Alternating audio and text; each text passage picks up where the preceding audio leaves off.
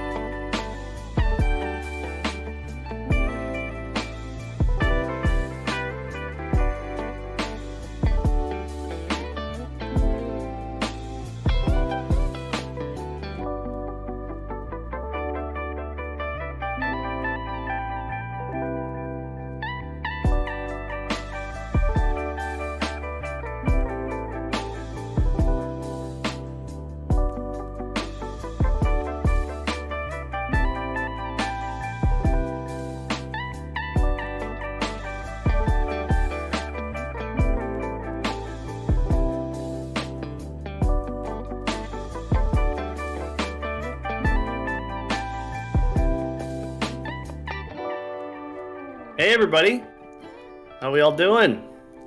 Creed, Hi thanks for there. joining me. Hi, Tanavi. How are you doing? I'm good. I'm very good. I'm Good. excited. Very excited for tonight. I'm Jake. I should probably introduce myself. I'm Jake. I go by Tuna, Tunavi. You can introduce yourself. Well, I'm Cree, or Cree Rex, most known in the community as a occasional Outlaws cosplayer, and I'm also the community events manager for the Lone Star Vanguard. So, yay! Great cosplayer. Yes, Great I have cosplayer.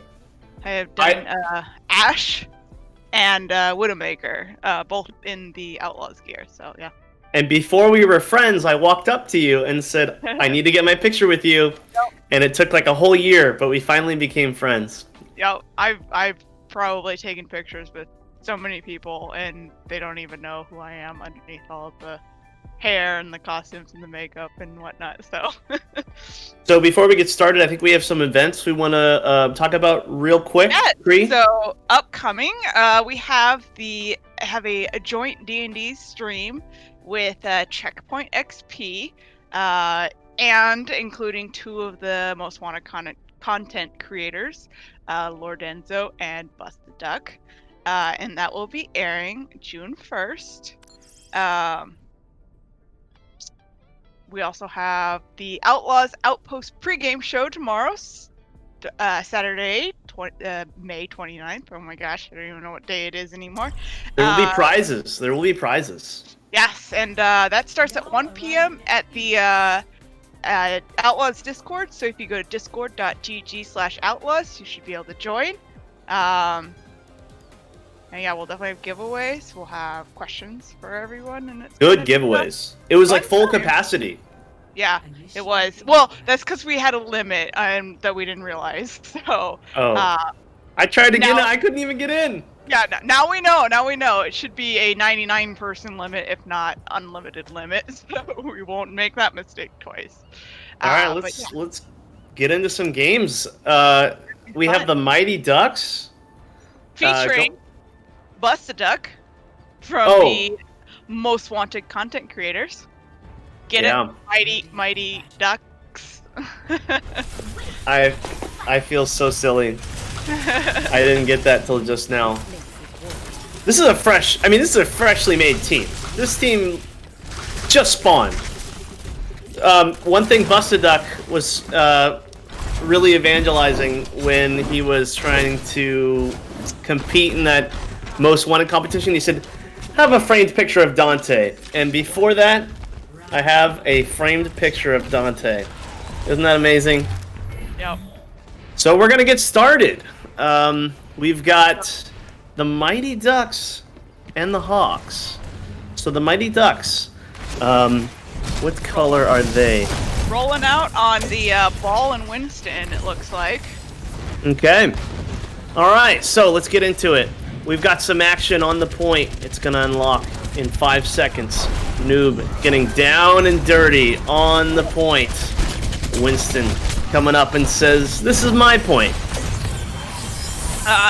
Duck got the first kill. He took out Lee in the sky on the Pharaoh. But Awesome. unfortunately, not unfortunately, the Mighty Ducks are actually taking over the point. This is going the way of the Mighty Ducks. Yeah. Noob's got a... Noob has an ult. Yeah. They put a lot of damage into the Hawks that first round, so it's no small feat that Noob has his ultimate. So Concentrix goes down and Bustaduck comes in to take out the Pharah. That's now Little Red has the Valkyrie online. This is looking like the Ducks fight to win here. Now the ult economy will be interesting to see. Were you gonna save your ults or use them to win this fight? It looks like they're just gonna hold on to them. Looks like Lee gave up on the Pharah, switched over to the Junkrat. Still not able to do what he wanted to do on the Junkrat as he goes down once again. Okay, so have... Leafy respawning. Now we've got Young Gun taking a big dive up to the high ground. Telepunk starting to get aggressive. A high noob comes out. Bustaduck looking for a kill. He does get Concentrix. I don't know, where was the amplification or the immortality field? But he gets another kill onto the Lucio as he is stunned. Can't do anything. Nubitron getting low, but says I'm gonna be just as aggressive as ever. And he's looking at this Zarya with the overshield to help him stay alive. Nice fight win. A good sound barrier usage by Ize. She was able to keep up Nubitron on that Reinhardt and allowed him to swing away. Maybe Appa getting some crucial kills over at the spawn. Now Reaper trying to get up into the face of the Reinhardt. About overtime comes into play. Ryan says, I'm gonna try and get back to point, but just kind of, hugs the wall. And if that wall were a character, it would have been pretty good right there. So let's see, we're gonna look at the point. Getting some kills. He's hopefully trying to hard carry his team to victory, at least to get the point. Oh, but Ize didn't go without a fight, knocking Concentrix off the map.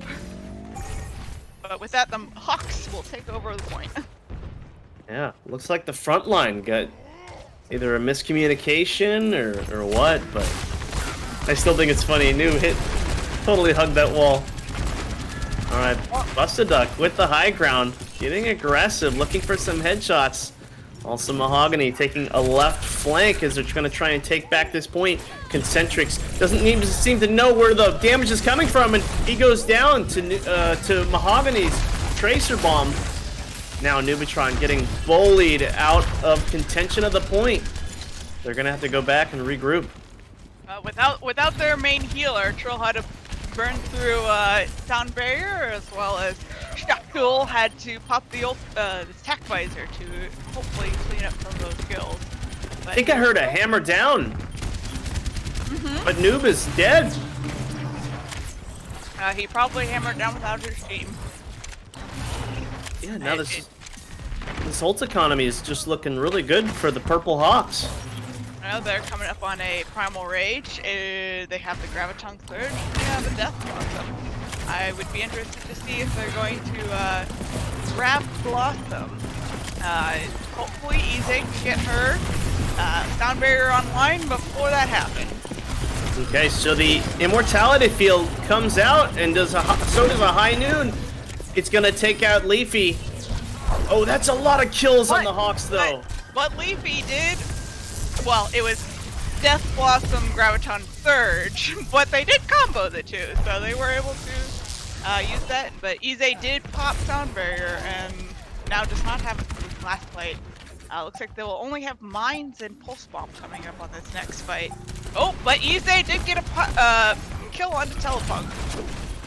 The immortality field comes out for the Hawks, or the Ducks. I'm sorry. A bomb comes out onto Concentrix. That's a big kill right there. If the Ducks are gonna want to take this point back, they're gonna need to make things happen here. Nubitron with a big pin. This is looking good for the Ducks. That just might be it. Nope, it looks like Ducks will take point A. Made up for that last shatter right there. You know, you always love to see it when it goes 99-99. I always do. We're gonna take it to another round, so If the Ducks can win this one out, this is their map. Let's hope it's well for Trill. Well. What do we have here? Go buy a lottery ticket, Cree. Well, I had a 50-50 chance, so I imagine we'll be seeing a lot of Hog, a lot of Lucio, maybe some Pharah, but Lee seemed to be getting shut down a lot by Duck the last round, so I don't know if he's ready to take to the skies just yet. You're 2 for 2. A lot of Hogs on the field. Hogs, 2 Lucios. Yep. No Pharahs, though. Almost close to a mere comp. Okay, the Hawks are going to get to the point first. The Orisas are both set up. Now it's going to be a game of push and shove. They're going to be playing around this well. Who is going to get that first environmental kill? That is the big question. Yep, everyone's going for it. You know it. Nubatron goes down but gets a res. Thanks to Little Red. As Noob gets back up, Baby Appa goes down. So it's a trade. Alright, so the Purple Hawks are going to take back this point. Noob goes down. He's going to get staggered unless... Yep, nope, Mercy goes down too. It's not looking good for the Ducks right now. Left on the field. Can he get away? Oh, he does get a parting kill. But then he does go down. Okay, so the Hawks are looking very good right here. We got... Who is that up there? Baby Appa, yeah. He's... Baby Appa switched off of the Hog and onto the Winston. He's gonna hope to get some primal boots, probably. Okay. With some pressure You know, from Baby Appa has a fun fact about him, actually. It's, he's played Overwatch on every console, and he said he sucks at all of them. Now, Wait, Busted Duck. Yeah. Decided to pull out the Pharah. He exciting. said, I wonder if Lee's gonna switch to the Pharah and try to take the 1v1 to the sky. Still no really environmental kills that I've noticed. No, they're playing smart. Yeah. Oh. Maybe they're playing He's scared, going. you would say. Yeah. They Maybe know this- that. Oh wait, that was a There it is. environmental kill. Yeah. There yeah. it is. And Oh, from there's who else another other one. than Trill? Easy. Oh, and they both get one. Oh, almost. Reaver almost went in. All right, this fight is going a long time, but no progress for another environmental. The reason into the hole. The Mighty Ducks are trying going to get this point. That's good. There goes the boop. You know, I just had to say something because if I didn't say it, I wouldn't cast or curse it, and they wouldn't start getting the boops. It did seem like a stalemate for a second, but Someone started happening soon enough. Some would call it a caster curse. I would call it a caster blessing because Yes. everyone loves to see environmental kills. Yes. All right, so Busted Duck says this is my point, and I'm not gonna let anybody have it. He's sitting Really on the great barrage. moves. Being very evasive here. They didn't expect him to see him over there. It's possible because he didn't have his mercy pocket. He decided not to go for the barrage there, but Ooh, there it is. There it comes. There it goes. You know, I supposed to say something, and then it happened. Mercy did come and pocket him, and then he did pop it. Busted Duck trying to... Oh, there's a big boop from Ize. Okay, now we have Busted Duck up in the air. How close is he to another barrage? Not close. Okay, so then But Ize popping off. Ize staring at that Orisa. She's Ooh. like, I want you to unfortify so I can knock you in. Ooh. Okay, so now we're getting close to the final fight. Oh, but someone's backcapping. Oh, the Hawks backcapped it. I believe that was true. Oh, almost knocked Ize into the well. What an amazing backcap. Baby Alpha trying to get that primal rage. If He dies. the Mighty Ducks lose this now, they're gonna feel real bad about letting that backcap come Baby through. Alpha had the primal rage. One of my favorite ults in the game. Nubatron goes chug chug choo choo. Pulls out that Roadhog, whole hog. Going for kills in the well. Oh, there goes the Someone goes flying in there. That was the map. Oh, Lee with the big blossom getting out the Lucio and the Hog. Leafy decides to show up. Luster Duck's trying to hold his own as well, but there's only so much you can do against that attack visor. Okay. Hog bringing it back. It's a 2v2 on the point. Mercy trying to make it a 3v2, and now it's a 4v2. This is actually getting really close, folks. Here comes Busted Duck, representing the Outlaws Most Wanted. Goes down the hole and back up. Woo! Looks like Mighty Duck should flip this. Busted Duck! That's a big boop. That's play of the game, baby. No, I think that was Ize's kill, a boop, but Oh, you Duck think he just got the... Yeah, Yeah. I think Buster Duck hit the rocket just in time and was able to steal that kill from Ize. Poor Not that it was Lucio's. angry. What a thankless job. Okay. Oh, well, as Ize. long as we get to play, you know, DPS Lucio and Elios, I'm pretty sure they're happy. Ooh. Leafy goes down. Here comes that immortality field. Who will it save? Who will get booped? It's a 1v1. The most exciting part of the match is what we've been looking at, the two Lucios. And Trill says, nah, I'm not messing around with this one. And goes down anyway. Oh, the team is there to clean him up. And that means the Mighty Ducks Should are be the improving their name. Mighty Ducks point to take. Wow. Who's gonna get play of the game? I'm willing to bet it's Busted Busted Duck Duck. on Farah with Busted that Duck. golden boop. Easily. Oh! No! Wow! I'm surprised. We got Zarya play of the game. No, this is well they took the point back from the Mighty Ducks in the first place. Ah, there it was. The ultimate shutdown by Telepunk. Did it really go 0 to 99 at the end there? Yeah, it was 099. Ize with the 4 environmental kills. She's, Wow. Coming to play to show Trill, you're not the only Lucio that can play on Ilya as well. Yeah, I know, that's true. Wow, the comebacks were pretty good there. Yeah. So, I think it went like 0 to 70 and 0 to 99. yeah, it was, You gotta be able to close pretty, them off. Pretty strong game. So I believe we're gonna take a quick break. And then after that, we're going to go to, what's the next map? Is it? Kings Row. Yep, it's Kings Row. I should know this, but here's the thing. I've been looking at names and things all day.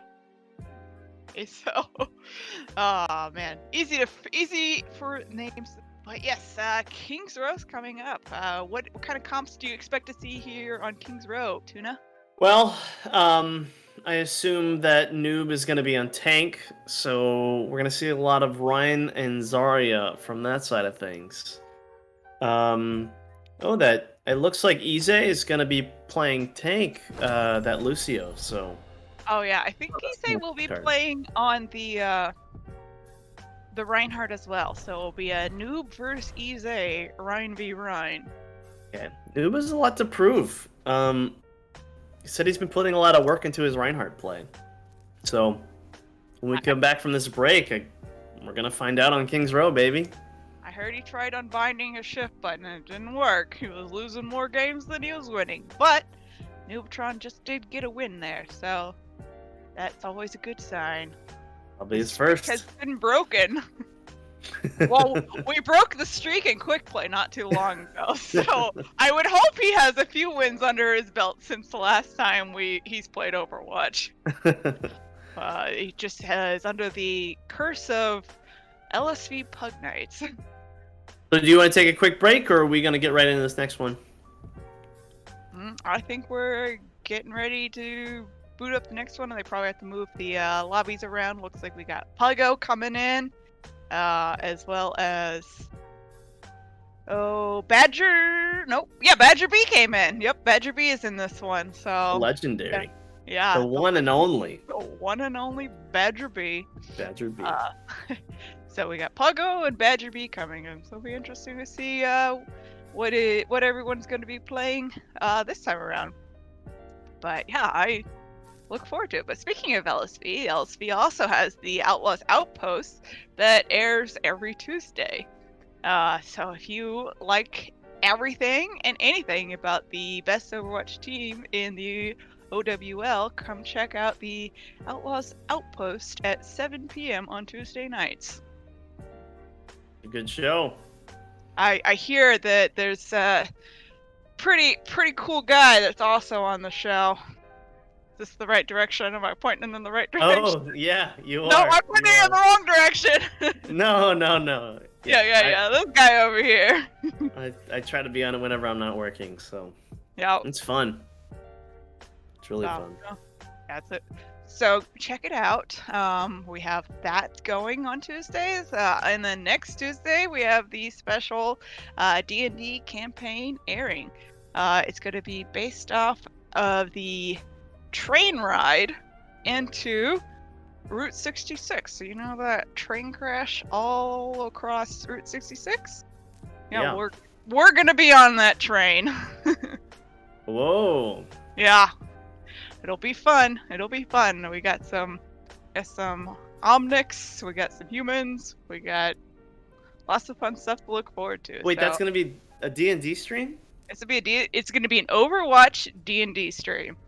Yes, Dude, you heard pretty that cool. right. Yeah. So we're taking the rules of D&D 5e, bending it a little bit and making it into a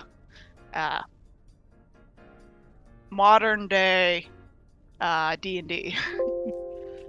I just purchased Overwatch Monopoly. Oh yeah, that's Yeah, gonna be interesting. Was that where you got the dice with the DPS support and tanks on it, Mm-hmm. or is that a different game? Beautiful. Yeah. No, it's beautiful. So are you gonna roll that dice every time you queue for quick play or competitive? I thought about that. Pull it on stream, roll the die, and that's the role I play. Yeah, that'd be fun. I don't know if I'm still on screen, but my cat's currently perched up behind me, so she might be poking her head in and out every so often. But yeah, so I hear you also have been building a lot of Lego sets on stream. What kind of Lego sets have you been playing lately? Or Funny building? you say that. Check this out. Does that work? Hold on, let me see. Yeah. Oh, Hammond. Hammond. Very nice. Oh yeah. Oh, tomorrow I'm probably gonna be building one on stream. The Junkertown one. It's really cute. This is Wait, Eldorado. that's Dorado. That's Dorado. Yeah. But tomorrow I'm getting the Junkertown one shipped. Oh, okay, that'll be fun. Yeah. Oh, It's really wonder if you have lots of like tiny little Lego gold. And that's it. The game's over. we were like on us, and then they canceled and then brought us back in. We went to go to the screen and they were like, nah. Mighty Ducks win again. No contest. Nah, let's give it to the Hawks. You know, it's been so long since I watched Mighty Ducks. Do you remember if the Hawks won in the first movie or not? No. No, okay. I really don't remember much about that movie. It's been so long. I mean, that movie came out in '92. Almost 30 years ago. Almost 30. Oh. You can use me as a reference for that. Are you almost 32? I'm 30. Okay, well, welcome to the 30 club. Woo! I am 32. I mean, Nice. 30 as well, not You're like 30. No, I'm not 32 as well, Cream. I'm just 30. Yeah, I'm 32. No, Yeah, I'm sorry. but I'm not 32. I'm not 32. I'm 30 as well. We'll start acting your age, Cream. What kind of cops do we have on screen? It looks like we have Baby Appa on the Hammond, Ize on the Reinhardt, Baby Appa Joshua on loves- the May. Ooh, Badger Baby B on Appa the loves tank, Hammond. though. We got Badger B on main tank this time, so it's not going to be a noob Ize battle. It's going to be a Badger B Ize battle. Okay. Alright. Oh yeah, noob, sit this one out, I guess. Okay. Baby Appa comes down with the slam. It's a couple players low, but Badger goes down. Okay. Baby Appa coming in again, waiting for the slam, gets it off. Here comes the immortality field. Quickly goes away. Alright, Baby Appa really doing work. They don't seem to know what to do without a stun or a CC. Big shatter. They have a stun with Busta Duck, but Busta Duck just wasn't in position to get the stun off on Baby Appa. Baby Appa is just rolling around freely. Looks like got you're little right. red on his team too. So I mean, maybe it's the power of their love that is. I'd sing, but I don't want to get this channel, you know, a DMCA strike. So. Oh, Shashel pulled out the mail. Didn't quite get Duck frozen and was punished immediately for it. So. Who taught this team manners? Little Red is there with the res. There's no manners on this team. It's just pure bad manners. Pure BMing. Oh man, they're just in their spawn. Yeah, they're really making the defense look like offense there. They're like switching it all up and. For a second, I wasn't sure who was coming out of that spawn point and who belonged there and who didn't belong. Yeah. The bully is strong right now. It really is. They're pushing forward. They're adding that aggression, and it looks like they left poor old is it Puggo on the point to push it? The Trill started this fight off with a big Ana play. 2 kills from the Ana. You'd love to see it. You know, now we Ana have yes. Wall coming up. Team split. They don't seem to know what to do. The amplification matrix comes out. But they did cap point B, so I mean it was kind of worth it because they got a couple ults out of the Mighty Duck. So they're only working with the Deadeye right now. They're coming up on a Valkyrie and a big shatter. Nail, but here comes the shatter. Huge shatter. Badger Bug goes back. Second shot at life. Here comes the big Diva Bomb. Is it gonna hit? It's nothing. Ah, yeah. You thought the Mighty Ducks had it there, but they quickly flipped that around and looks like the Hawks are pushing it in. Yeah. Puggo's on fire. Literally. Literally. Four big kills right there. They look like they have a male and They see him. Oh He's no, a sneaky little cowboy. Oh no, Badger! They're talking about nerfing McCree simply for reasons like this, but not yet. Big shatter comes down. Hawks. Oh, whoop. Nothing but net. 4:19 on the clock. I mean, what a number. What a number. What a number. That is, I mean, that's... They gained more time with that push. That's how fast they pushed it. You know, when we stopped the game and just called it for the Hawks, maybe we were onto something. Yeah, well, you said the Ducks won, The so... Ducks. Yeah, but I told you to go buy a lottery ticket, not me. But, you know, it's not over for the Mighty Ducks. It's still... They still haven't even made their push. I believe Badger B will lead them into a charge win. Looks like we got some Sigma. Well, let's not talk about the attackers because they are in spawn and can change at any minute. But on the defense side, looks like Shashel is playing the Mei again, which there weren't too many walls that I noticed that were very punishing, but there was a lot of walls that it looked like he used to cut off some of the healing.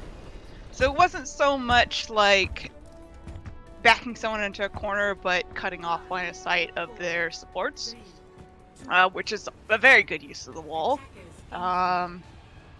So we'll see how badly Shashel can punish the Mighty Ducks on their attack. Looks like Little we're coming Red. out with. Yeah, Go Little Red ahead. almost got Little Red almost got taken out like as soon as the gates opened up. Was that Busted Duck on the Widow too? Yeah. So So we got Busted Duck on the Tracer, and we got Badger on the Winston, and then Young Gun on the Sigma. So interesting comp on the attack, but it looks like they can put a lot of pressure on the defensive side by diving in on certain targets.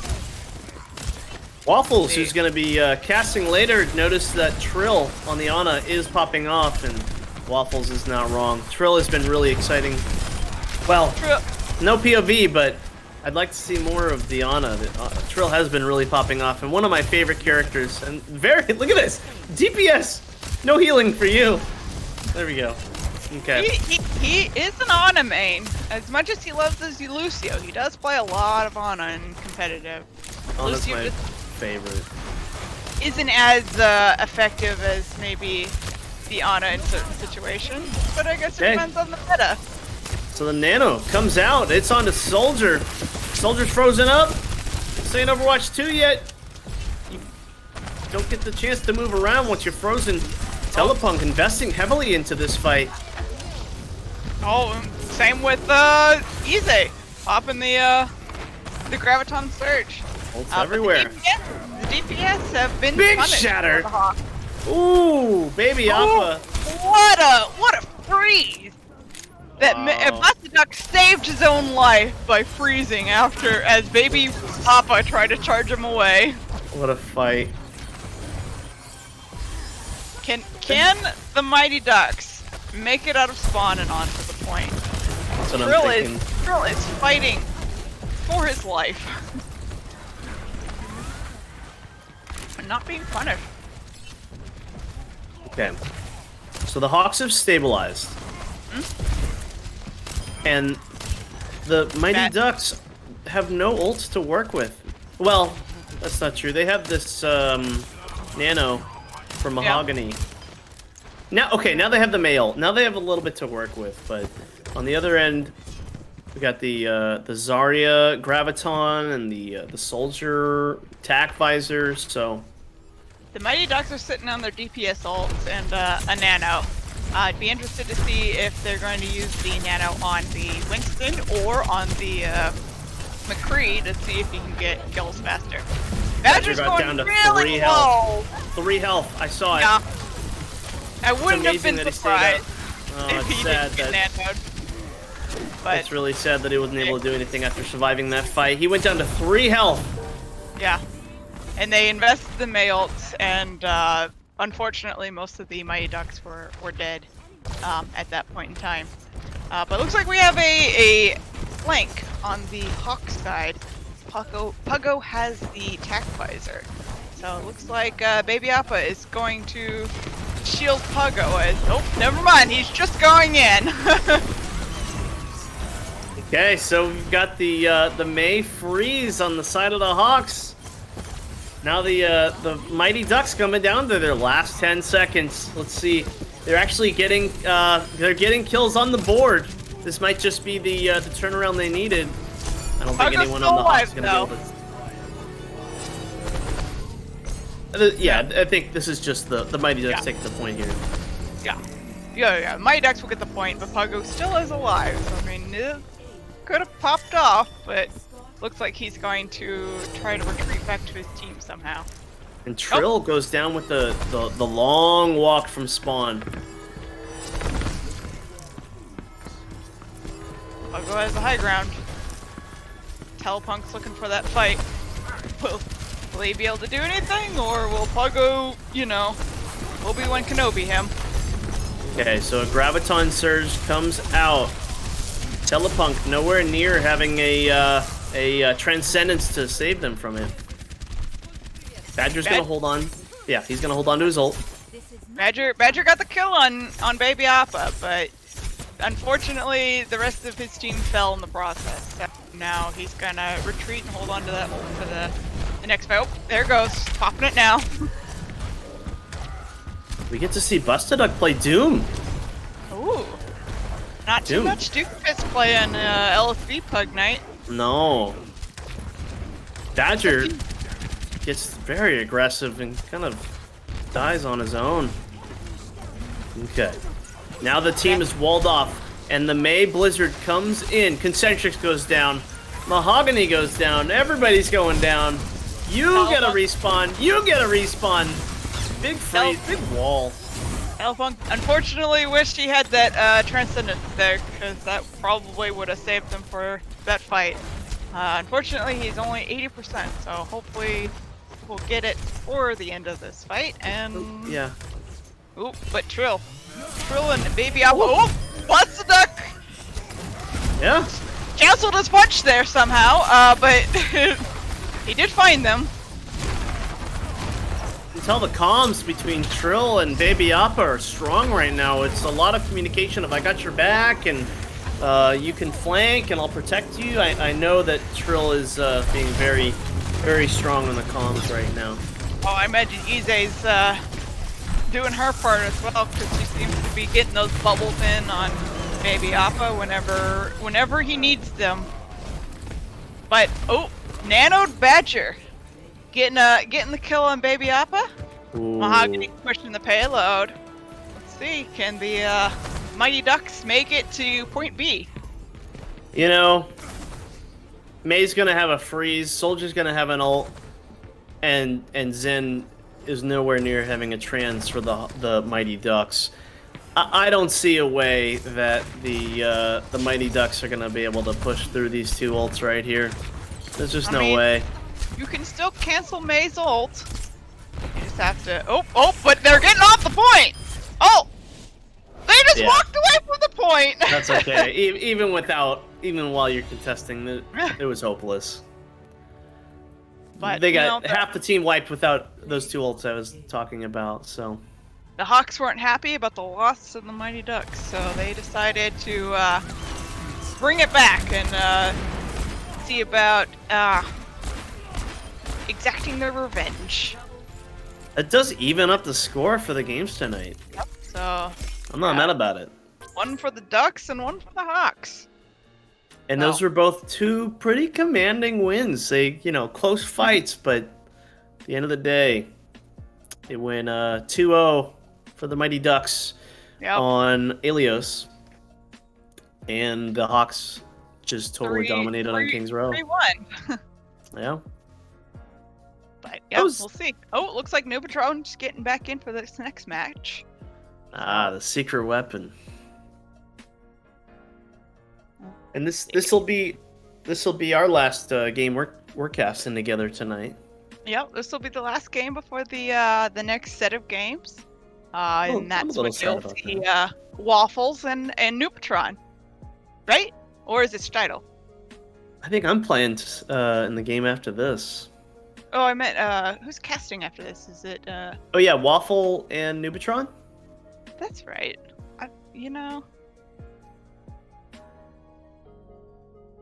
We're going to Rialto next. Are we going to take a little break? We're going to jump right into it? What do you think, Kree? Well, it looks like they might be doing some hero bans. So we'll have to... Yes! Oh, that's exciting! Yeah. We'll have to see what comes about that.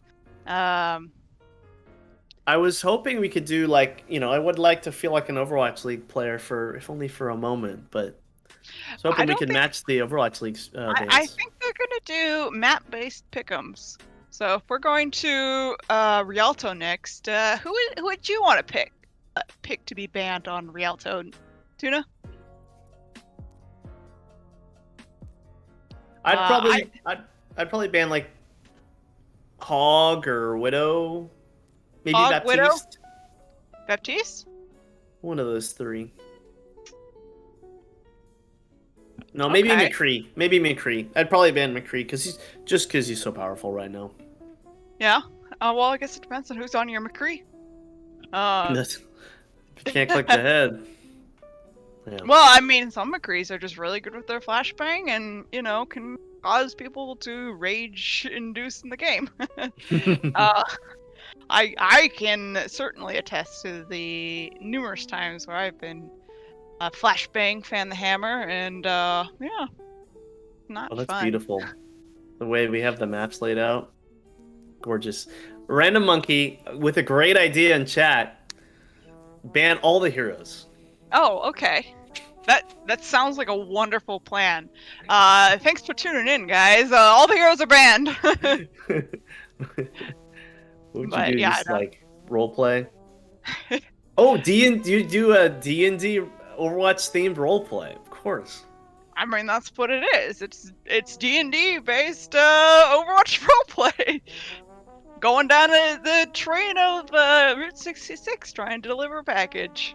On Tuesday, June 1st. Don't forget to tune into Tuesday, June 1st. The time is still to be determined, but Tuesday is National Tabletop Day, so we wanted to air our D&D Aw, co-stream with that. That's the really cute. Checkpoint XP and the most wanted content creators, Busted Duck and Lord Enzo. That's really Speaking cute. of most wanted content creators, if you tune in to the Outlaws Outpost tomorrow in the discord.dg/outlaws, you will be able to see Elusive and Ace of Spades on the pre-show with Self and Bindi. So, don't forget to check out the Outlaws pre-show tomorrow at 1 p.m. CST. I have to remember CST. All right, it's time for Tuna's take while we wait for this next match. Okay. Overwatch 2, 5v5, one tank. A lot of people are, not taking the news very well, but I'm actually very excited. What? A noob. No. I'm very excited.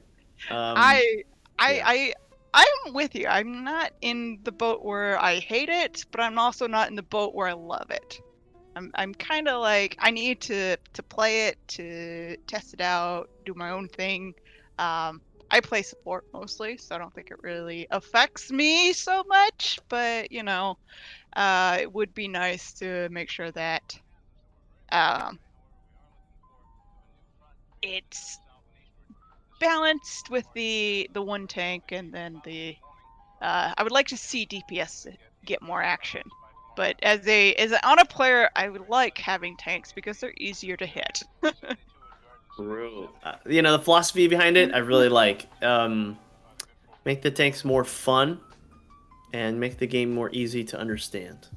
Also, hot take: make Hog a DPS in Overwatch 2. I'm not against that. Give him 300. He's got to HP. go one way or the other. Yeah, give him 300 HP. Have his take a breather do like maybe 100 healing or 150 healing. Let him have his hook. Maybe buff up his damage a little bit. Maybe buff up the spread one, or buff up the alternate fire. I don't know. Buff and nerf his DPS to make him more DPS-y. But not so much always. I mean, he's already always a one-shot if you hook people, but I think it's his primary fire that's balanced. But maybe buff up his alternate fire. Are we doing bans for this match, or is the lobby ready? It looks like no echo. Maybe. I don't know if that's a suggestion. Someone suggested no echo. How do you feel about Echo? Echo has been seeing a lot of play in OWL. I think Plat Chat, they have a take that I agree with. They're, right now Echo's so broken OP that it's not gonna last forever. So enjoy it while you can. Looks like Torb and Sigma currently been banned. So interesting. They banned Torb? Yeah, apparently they banned Torb on Rialto. But it makes sense. There's a lot of good placements for Torb in his charts. Oh, and Baptiste was the final ban. If I'm ever on DPS and you take away my Torb, I'm done. I don't know. I don't know what I would do. Oh, and McCree. So it's no Torb, no McCree, no BAP, and no Sigma. So those are the 4 bans. So that'll be interesting. Kree has been banned, so I guess I'm casting alone for this one. Ah, shucks, gotta go. It was fun, guys. It was fun. But yeah, this season of OWL has been McCree's point-and-click adventure. There's a trill in the chat. Oh yeah, gotta give credit where credit is due.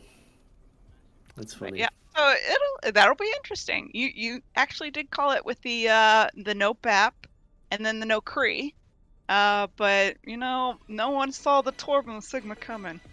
I feel offended. I love Torb. I don't know what he did to anybody on the team, but whatever, you know. I'll move on. So, but hopefully, you know, maybe we can do like an Overwatch 2 settings. You know, the game is gonna evolve a lot from from mid development to release, but there's no doubt. I mean, we're still in the early development phases. You're not gonna see too much being finalized at this point in time. I mean, they're totally reworking Bastion. So I mean, Bastion, Sombra. I think Orisa got mentioned in some reworks. May's already going through a little rework.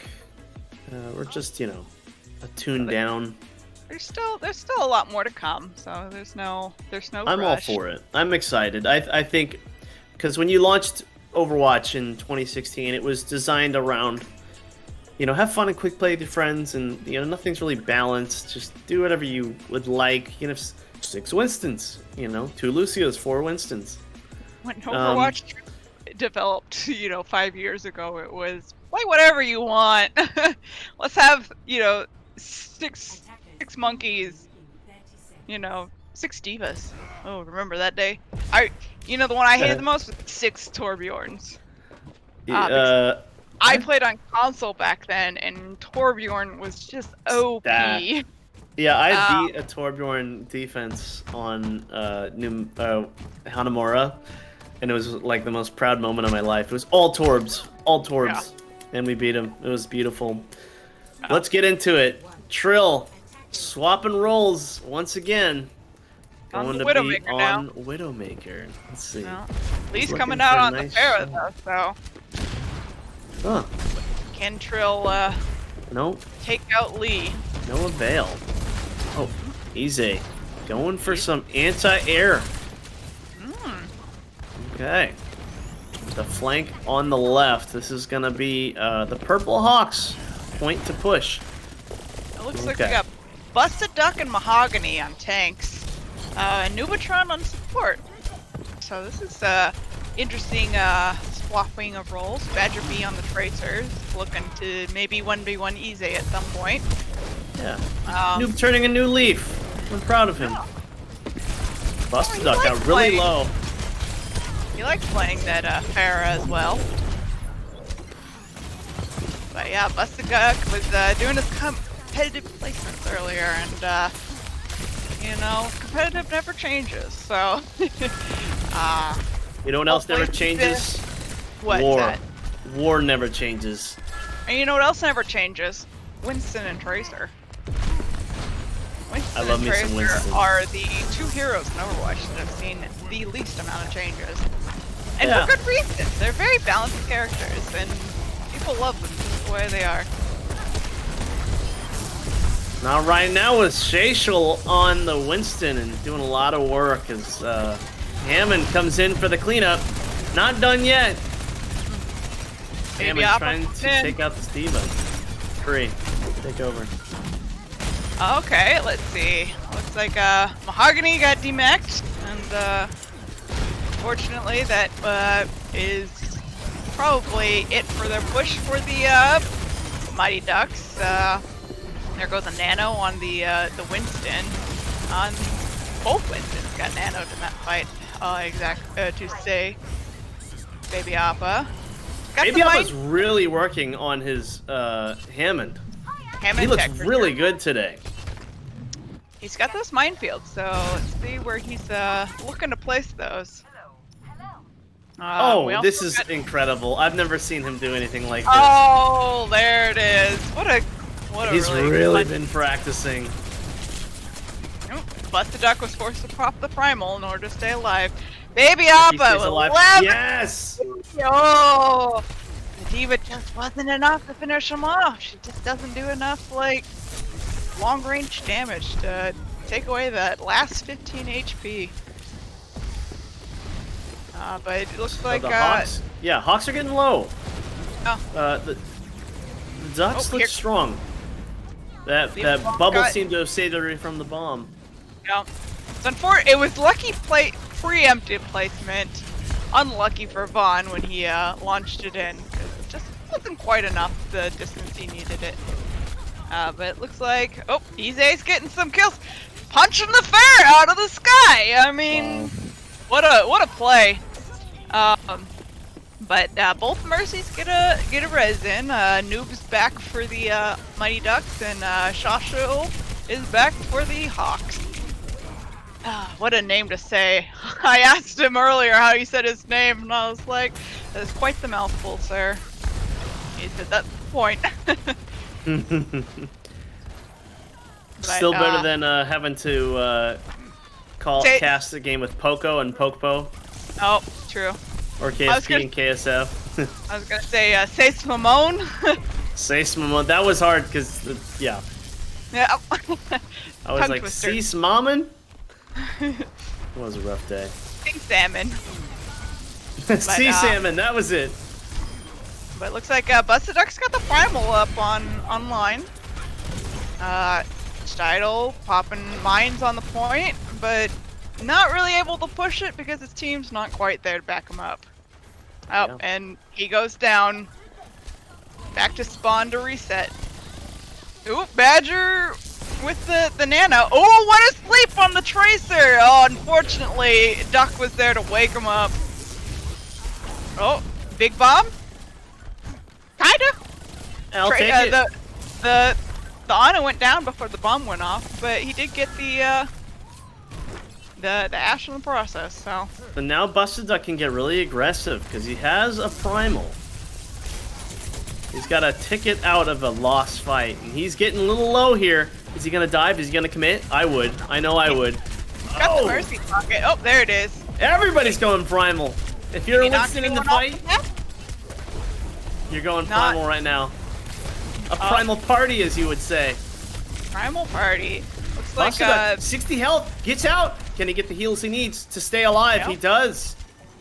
Looks Big like heals coming in. Baby Appa switched off onto the Hog. I saw him briefly on the Diva, but he has since switched. So that's always good to know. And the Purple Hawk's looking strong.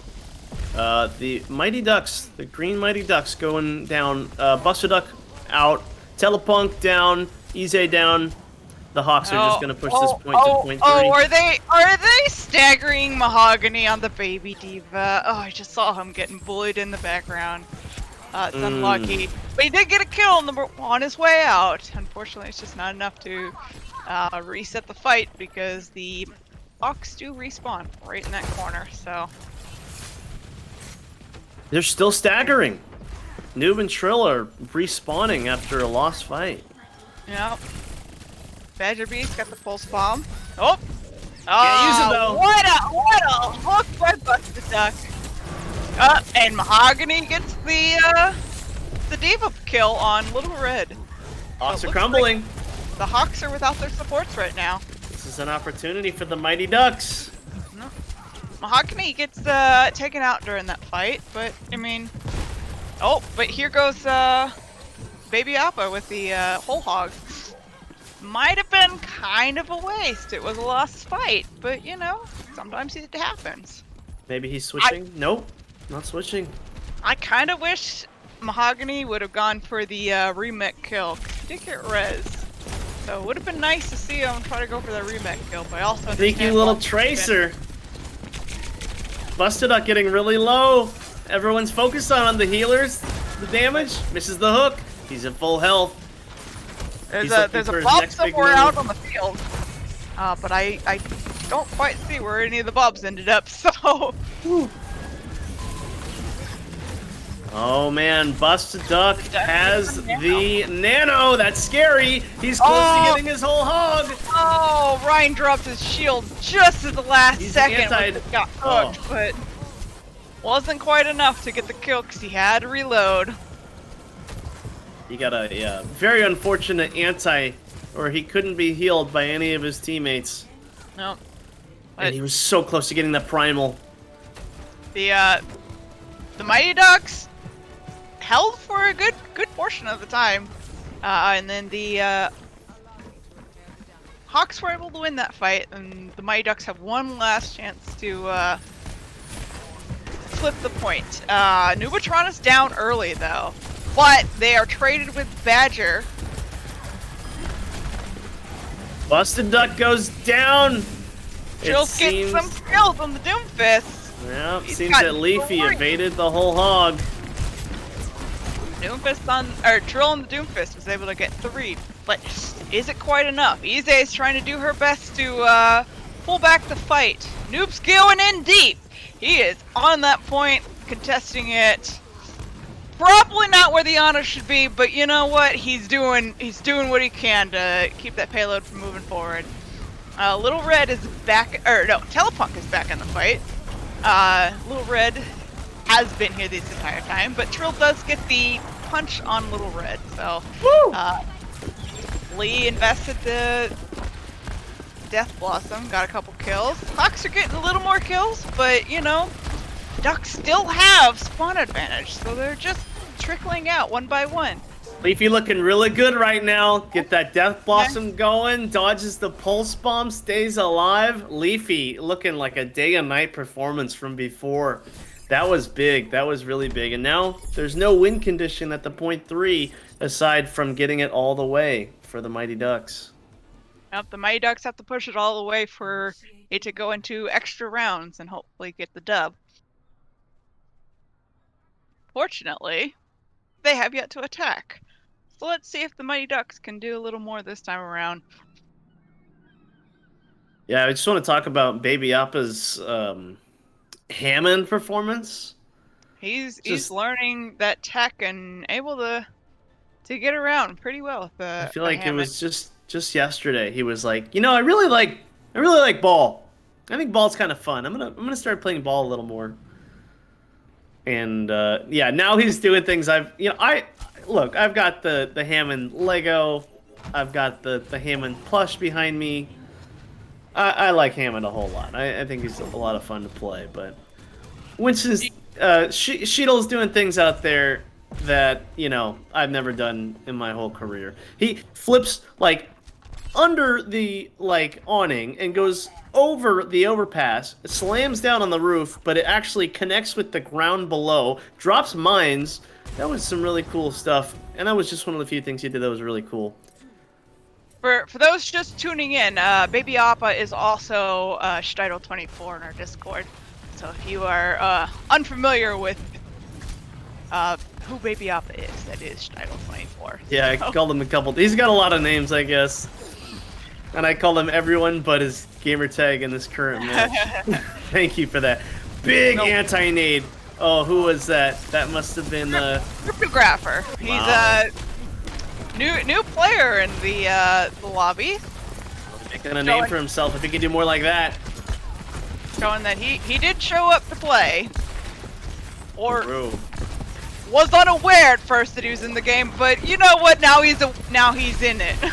Little war of attrition going on right now. Telepunk gets antied again. Cryptographer getting low. Telepunk goes down. Busted Duck, critical health, getting healed back up. It looks like he's going to be able to stay alive and push this payload. Busted Duck must have been practicing his fly swatting because he took out both the Pharah and the Mercy with his hammer. Amazing. You know, you hear about flying too close to the sun, but Pharah, you don't want to fly too close to the ground. Now, Busted Duck outrhymes the copied Ryan, but Leafy's there. Leafy, who put on a really massive performance at the end of Rialto on offense, is now starting to show up on defense. He's heating up. That ult got good value, and now they can restabilize here on defense. Leafy came back and said, I didn't fly too close to the hammer. He got too close to me. That headset, you don't wear that headset, Kree. That headset wears you. But looks like the Mighty Ducks do have a slam on the table and a mail. Okay, Like... Blizzard comes out. Oh, the Echo got frozen. Just not quite high enough to the sun that she was able to avoid.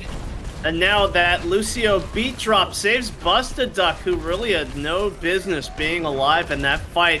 Oh, what a block! Wow. Oh, big fight here. Looks like Shashul went for the hammer and was denied by Busta Duck putting up his shield in the last second. But will it be enough to turn this fight? It looks like Bleed's still in the air with his Mercy. So, you know, it's gonna take a few shots from the Mei and maybe 2 from the Ash to get him out. Or just a fire strike from Busta Duck. You know, wanted to see. Busta Duck is just anti-air. You would think, not something you expect, no. I mean, ducks do fly, so, you know, it doesn't matter if you're on Reinhardt, you know. Do ducks fly? You know what? Let's just talk about this later. I can't even say it. Ducks definitely fly. I'm about to put the mature filter on for, you know, a tongue twister. Let's just stop this right now. Okay, Baby Appa getting down and dirty right in their face. Evades out of the way. There's a movie about the high ground. I forget what it's called, but he's gonna go back up to it and. It's not today, Anakin. Wow. Oh, almost gets away with his mech, but that's okay. That's Mahogany had his number. For flying. Duck practicing his anti-air again with the Echo, but you know, she had that copy ready to go. So, well, he had that copy ready to go because Badger B is the one playing Echo. He had that copy ready to go, so he was able to cancel any damage given by Busta Duck. Busta Duck showing why he's most wanted. Nice charge there. No. Now behind them is Diva. Diva's trying to get away with her life, but Baby Appa does have an ult, so I wonder. Oh, there it is. Here it comes. Here it comes. Is it gonna get blocked? Oh, but Telepunk gets taken out. Telepunk Baby Appa did try to go for the remake kill on Duck, but Duck said not today. A lot of heals and mobility off the board, and you know, potential beat drop or progression towards it is now gone. Nope. So looks like the Mighty Ducks did capture point B. So yeah, Mighty Ducks looking good. Baby Appa's getting staggered. Cryptographer says Granny's going for a swim. He did get his mech back. How long will he stay in this mech though? Yeah, but at a certain doesn't seem point, like for very long. tried to go for the Titanfall kill. Mahogany does have Baby Appa's number on that the Diva. He's always getting that last bit of damage in before he can get away. Okay, we've got Shashul. Good wall by Ize. Big grab, but no follow-up. Little Red was put pressure on with the coalescence though, so I can see where they, you know, wanted to back out just a little bit, let that ult play out. Bob's on the field. No kills from Bob, but he did put in a lot of damage. Yeah, Cryptographer got really low, healed up, and now is gone. Now Busta Duck popping off. Shashul goes down. The Purple Hawks getting really, really weak. And with 2 minutes on the board, you really want to put up a big defense here. Again. Badger with a copy again. Up in the air, trying to take out Busta Duck, but Ize with the anti-air icicles takes him out. Ooh, okay, shatter. That's a big shatter by Busta Duck. maybe off on the hog. He was able to outlast on the hog in the last point, but wasn't quite enough for this round. So the Hawks will have 1 minute to make a push. Their push on Rialto, and then the Mighty Ducks will have their final push with 2 minutes and 42 seconds to see if they can contest how far the Hawks can push it. Jag showing up in the chat with a team rally of Quack. Quack. That's We the, got the motto got of the the Mighty Ducks. Quack. The Mighty Ducks going in for blood. They did not like losing to the Hawks last round. You know, Cree, Yes. I'm just gonna say it. I think I have a better Quack than you. Quack. Yeah. Well, okay. Mine's better. It's more like what they sound like. Quack. See, that was good, right? It's more like guttural. It's like, oh, man, I used to be able to do this when I was younger, where my dad likes to go duck hunting all the time, so he would try to teach me his like duck calls. Let's see if I can get. Nope, can't do it anymore. But yeah, the best. it was a lot. But that ducks.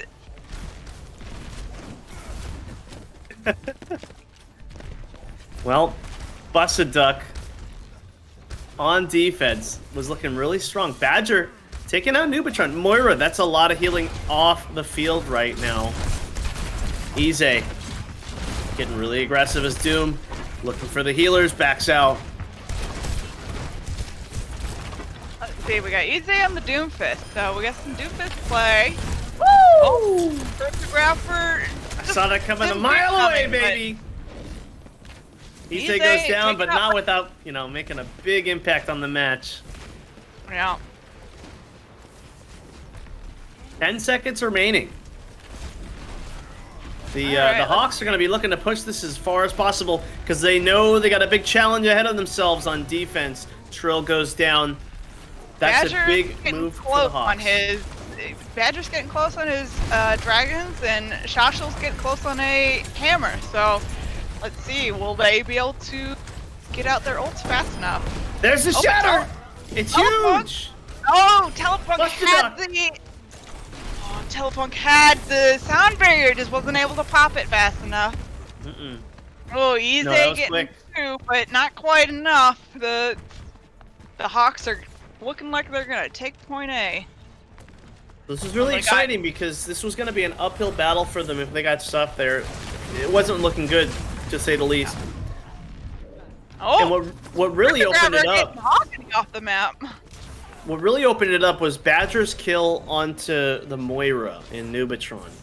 Yeah. Moira does a lot of healing, a force to be reckoned with, you might say. So, getting that first kill really set things up to get an easy fight for the Hawks. Nubatron's not close to his coalescence yet, so they may just fight back, try to heal up some damage, and then go in with the coalescence and the sound barrier. Badger Beat does have the dragons, so there's the beat. The beat came out for the Hawks, yes. So they're looking to get aggressive. Oh! Big shatter. Big coalescence. Oh, big beat. Going down. Is this it? The Mighty Ducks looking good. Badger putting in some work, but it's not going to be enough. Ize with the anti. Mighty Ducks hold it strong there. All right, that was a pretty decent push by the Hawks. Yeah. Can the Mighty Ducks match? Yeah, they really needed to get that first checkpoint. That was huge, and they pushed it a pretty far amount. That you can push it a lot further than that, but with only a minute, I'd take it. I've seen performances much worse. Usually most people get held on point A on Rialto on their second push. So the Hawks said no, not today. We're gonna push a little further. So they were at least able to get that first point. You're right. This first point is they That, you know, it brings it back to what I was saying earlier, but Badger's kill on the noob, that elimination was huge. Ooh, look what they're pulling out. I got they're going bunker, it looks like. Leafy on the, oh. Thought he was running back for spawn for a second. They're gonna do the boat trick. No, They're gonna do the boat trick. They're doing it wrong though, because if you want to get on the boat, you have to go on the high ground and jump down. They're gonna You set up on the boat. can't- Oh my you god, can't- they're all gonna. No, don't do it! You can't land on it This from is- that point. Oh, they scared me. They really scared me. Cowards! I Do thought it, you this was cowards! gonna be a team wipe as they all That would've jumped been- in the water. That would have been Oh, one of the that funniest things I've ever witnessed in an Overwatch That- game. If they all that just would- jumped to their death right there. That would have been something you had to clip. I was getting a little excited there. I'm not gonna lie to you. Okay, so Leafy setting up in just the middle of the whole entire fight, getting really low, deciding I don't need to heal myself. My healers will do it, and you know they weren't there for him. So Good. Too bad he didn't realize both of his healers had already died. at that point, you just gotta commit to it. You're just gonna It's true. feed the Genji if you just heal up in the middle of the fight like that. It's true. But, you know, the Ducks are pushing up, getting a little aggressive. No ults on the Right. field yet.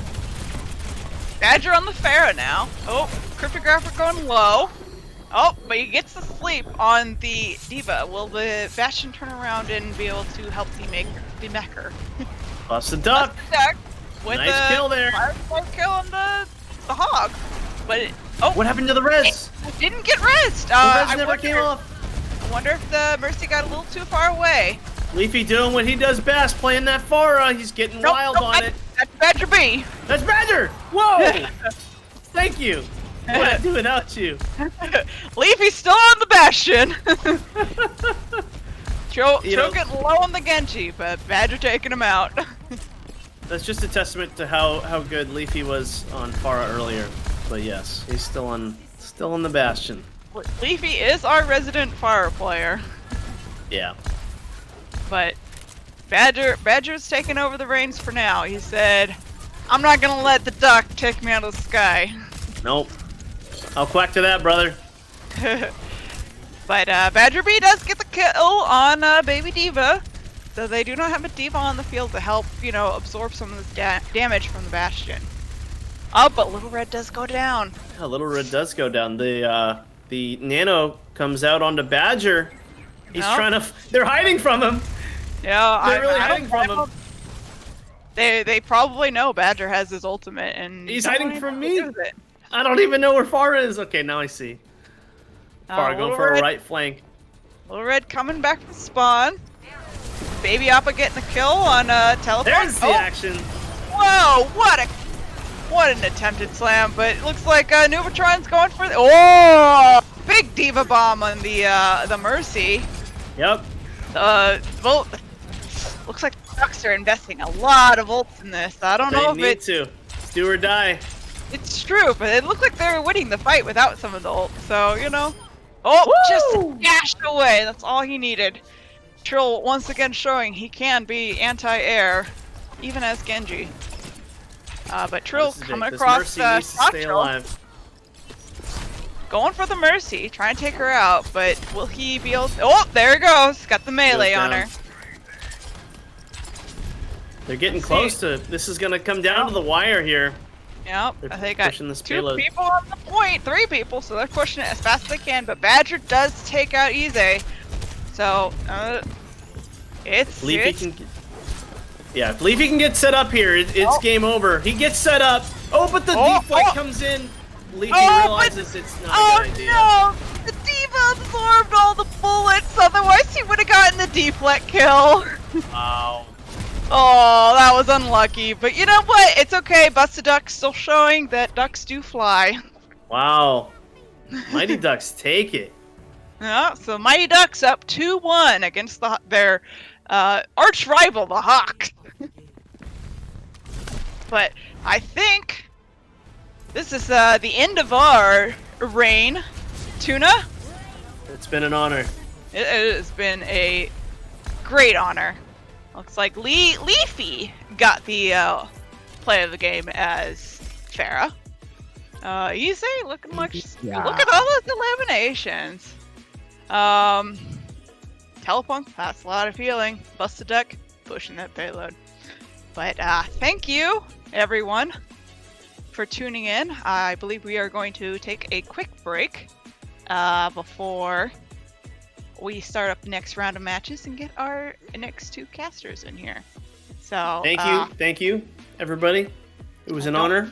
Don't forget to check out our D&D stream on June 1st, and then Outlaws Outpost every Tuesdays at 7 p.m. Just to be clear, the stream isn't going anywhere. The stream isn't going. I'm about to We're hop going. into the next match. Yeah. But we'll be subbing out. But yes, thank you for tuning in to my debut. And Tuna's, this is what, your 3rd time casting? I think so. Yeah. Okay. Yeah. So you're nailing it out of the park. So, yeah. Let's get you. Go to. I guess we're taking a break now, and then we'll get you. Please, waffles I have this here. pizza with my name on it just staring me down all night. Oh, what kind of pizza? All right, much love, everybody. I'll see you on the other side, where you can watch me pop off. Probably as like a Winston or something. So. Oh, I just realized my cat's still sitting out there. Kitty. Oh.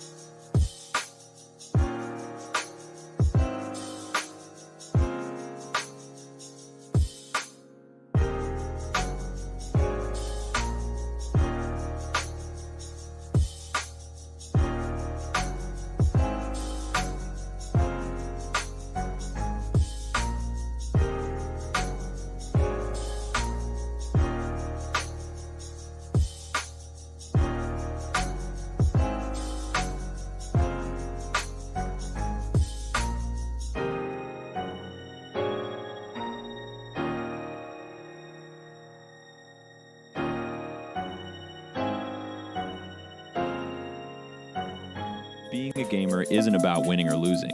It's about the experiences, the accomplishments, and the moments you'll never forget. The Lone Star Vanguard is the premier gaming community of Texas and home of the official Houston Outlaws supporters group since 2018. Whether you're an esports fan that just wants to stay up to date on local and virtual watch parties, or you're looking for a safe and friendly gaming community, the LSV is the place for you. join up now at lsv.gg and let's game together.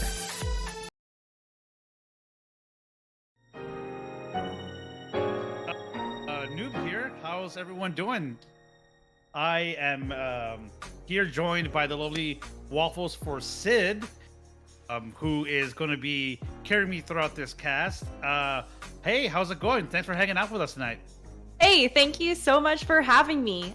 Super excited to be here. First time here at the LSV. So, looking forward to it, of course, and meeting lots of fun new people who, gotta say, you guys got some pretty great crew back here behind the scenes. Hey, I appreciate it. Thank you so much. And I hope we get to see you again. Come back and hang out with us. Oh, yeah. For those folks that are not familiar, tell us a little bit about yourself. Like, how did you get into casting? Where did your story begin? Oh man, let's see. My journey began not long ago in the past year.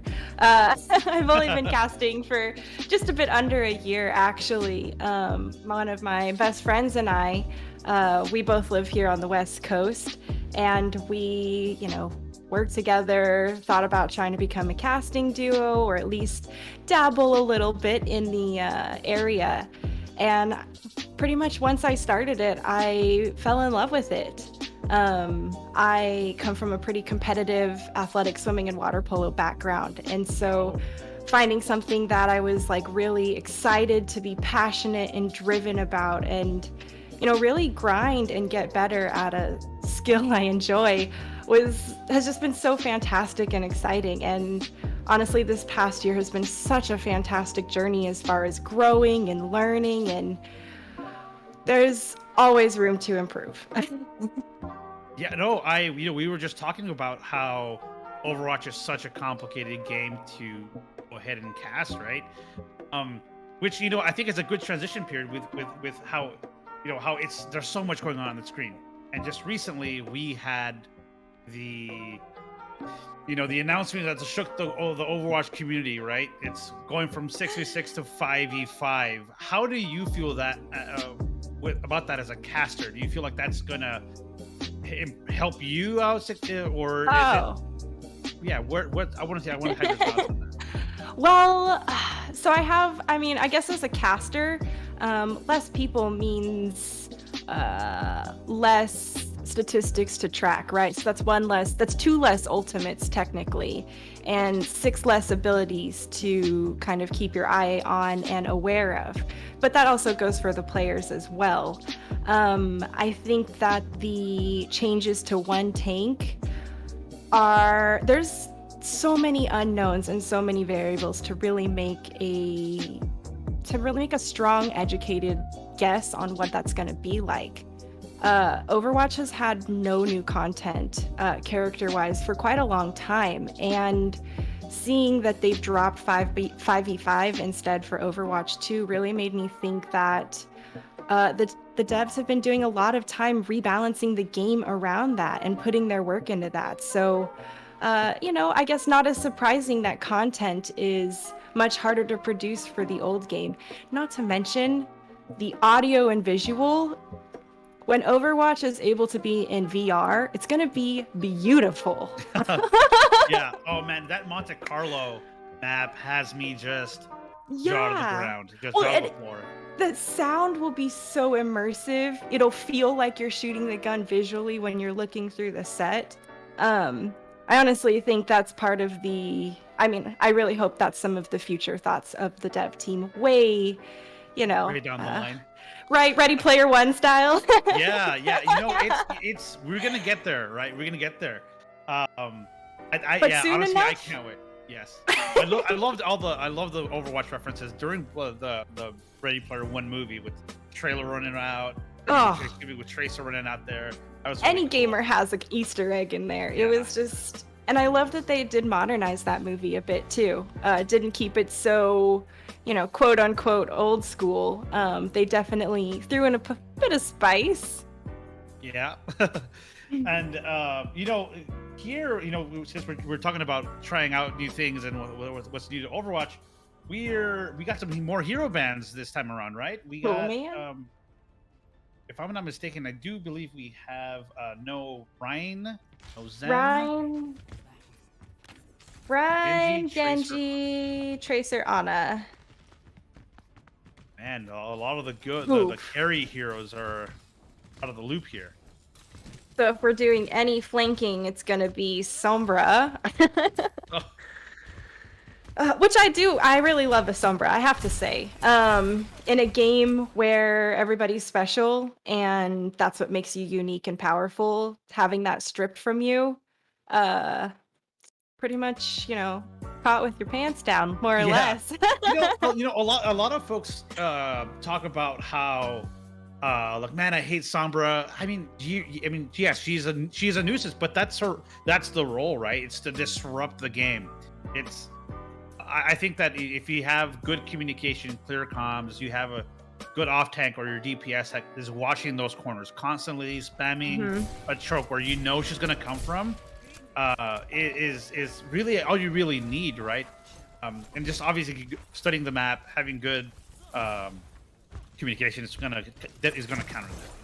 I know, and as much as I hope for a Sombra, it looks like my luck is not in my favor for this first map. We are opening up here, though, as Younggun gets the first kill onto Ize. So Doomfist has been shut down, and now the Hawks have just started to get the kills in their favor. It's probably going to be a point cap for them, as Mighty Ducks going to struggle to try to cap this since they're man down. Still putting up a fight, but that flashbang in the back, followed by Fan the Hammer, is gonna hurt Nubatron. It's, surprisingly enough, I think that perhaps Ize took got a little too aggressive with that opening Doomfist dive.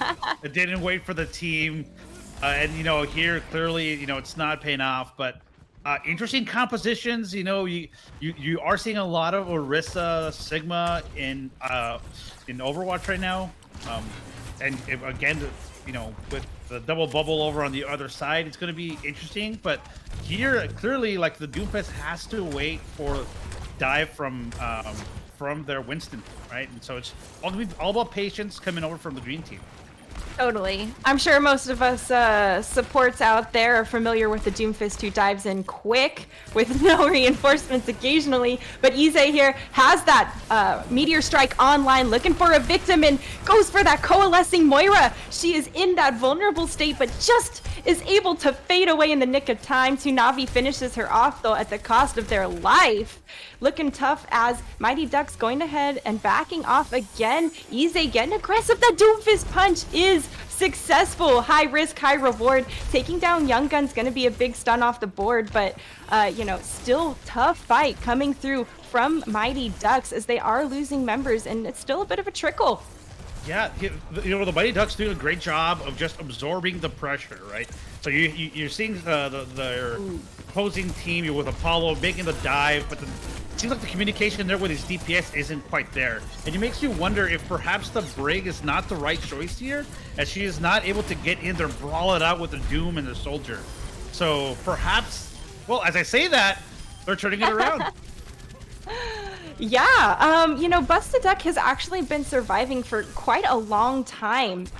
And we know that leaving a Brig alive is not, that inspiration, that healing coming through, gonna be nasty. And although they were picked off early, looks like they don't want to continue that pattern. The switch over to the Zen and that Discord is gonna be so nasty, Nubatron. Oh yeah, absolutely. Especially with someone like Busted Duck who can really make the most out of it. Man, bold move, going after the double bubble on the high ground. They knew they were there. Interesting move. Ooh. Poor baby Appa just punched straight into that wall. Mighty Ducks really turning around the fight here as they've captured the point, and well, Nubatron, they've really got their footing and the momentum. Look at this, they're pushing forward and they forced Hawks to switch onto the Bastion. Well, they figured it out. They figured out whatever communication ails they had at the beginning. They seem to be gone. Now this double bubble dive is really, just paying off. It's going off on all cylinders. Now it's difficult because you have the smaller or the slower composition with the Orisa, right, coming in. Yeah. They can't really push forward as fast as they'd like to, as compared to like obviously like Apollo on the Winston can just displace whenever he wants. The Doomfist can peel whenever he wants as well. So obviously you have legs in there. Oh. Yeah, well, an Orisa and a Bastion, I'm not sure what a slower comp could possibly be. They are getting the traction, though. Looks like Trillo was able to get set up. Even though Apollo's been booping people all around, he gets focus fire down, and the Hawks are able to come back and take this fight. Oh, maybe not. I thought that they were... There it is. Okay. There it is. You know what? I think what needs to happen is I just need to see what's working and then comment how well it's working, and then it will fail 5 seconds later. I think that's gonna be the play from here on out. So, audience, whoever you want to win, I got your back. Just gotta let me know.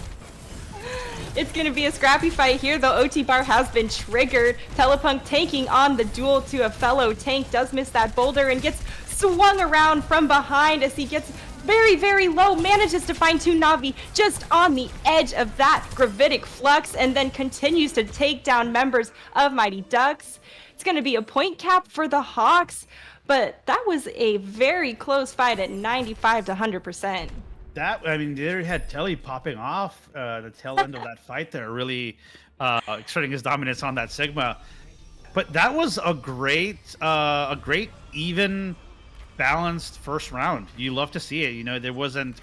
We've seen a couple instances where tonight where some one team just thrashes the other around. But this finally seemed like we finally figured it out. We got to find a right balance in there, it seems. I agree. And, Busta Duck's switch over to that Zenyatta was just tide turning for Mighty Ducks there. That Discord being super valuable. And, once everyone was on the same page, it seemed like it all fell into place for them. Here we have Apollo switching off that monkey, coming into a hog as he's going to quickly go down here. Wow, he got annihilated. Wow, Badger B with such a great shield to block that hook. Unfortunately, though, the Hawks went for a ride off the edge. Busted Duck goes ahead and takes people down. People are going back and forth death-wise on the teams. And, well, the point has unlocked, but nobody's capped it yet. A big boop comes through from Busted Duck once again. Absolutely busting a move and throwing everybody off the edge. Oh, Busta Ducks, saying, hey, can you fly? I can. Oh, as he sends people searching for gold. Wow. The point still has not been capped by either team, Nubatron.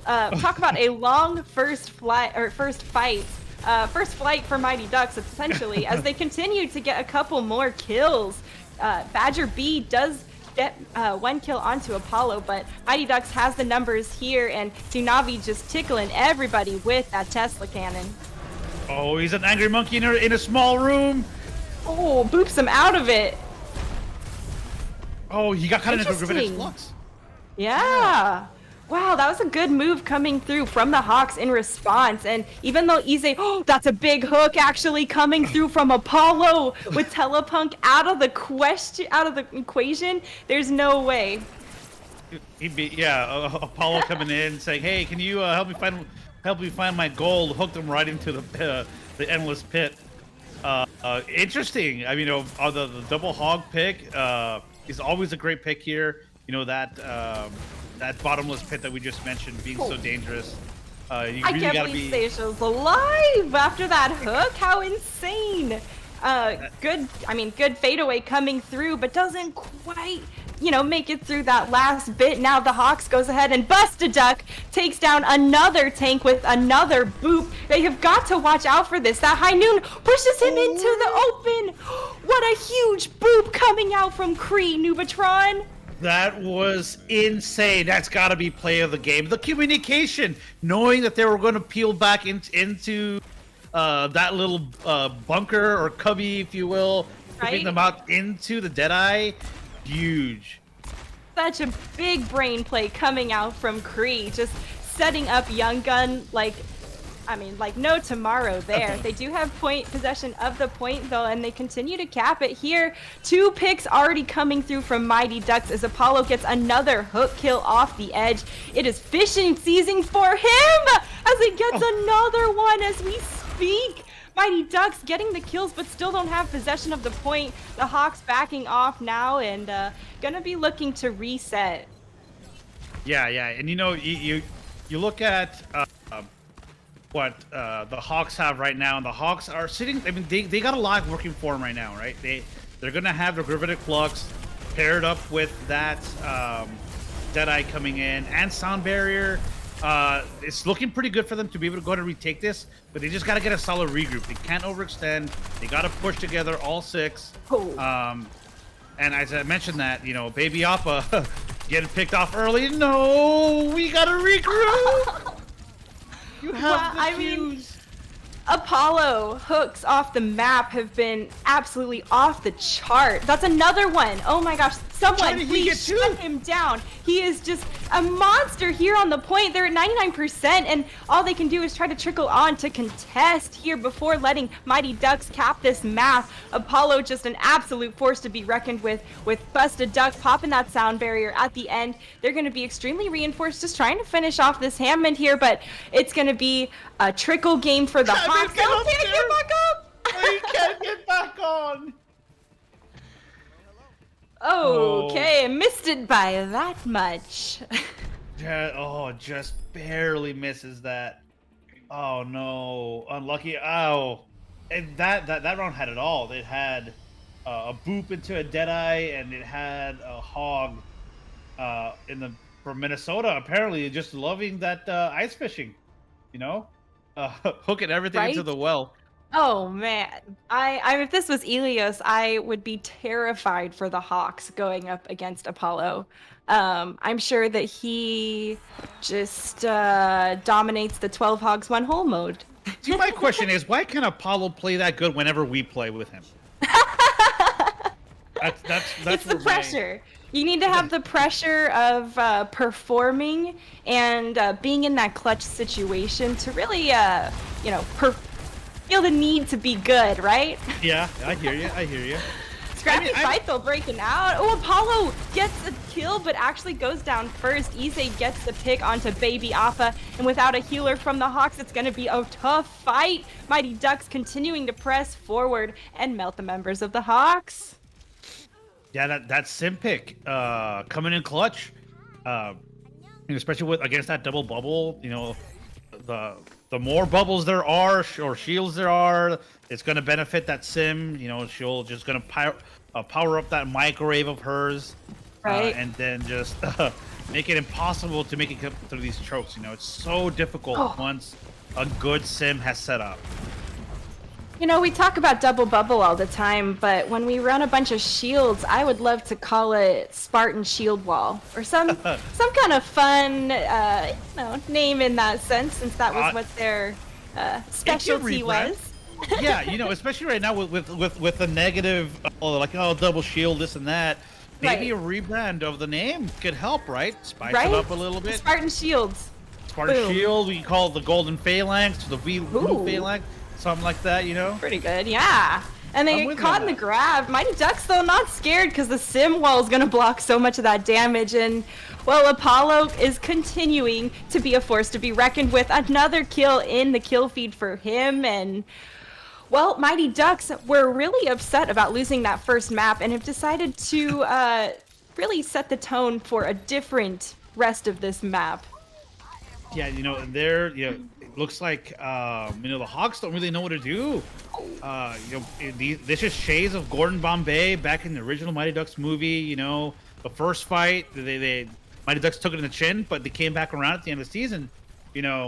And it looking so very much like that's going to happen again. Yeah, well, and it's really tough with some of these hero bans going on, right? We can't pick an Ana to shut down Apollo and his take a breather all the time with an anti or a sleeve. Tracer's not available for them to go in the backline, so they are probably more limited resource-wise than what they're used to. Concentrix goes ahead, pops the visor, and gets a kill with Ise getting another one on that front. Mighty Ducks going ahead and winning this map here. And you could have fooled me with how this ended up, right? It such an even matchup, back and forth. But let's look at the play of the game here with Busted Duck coming in.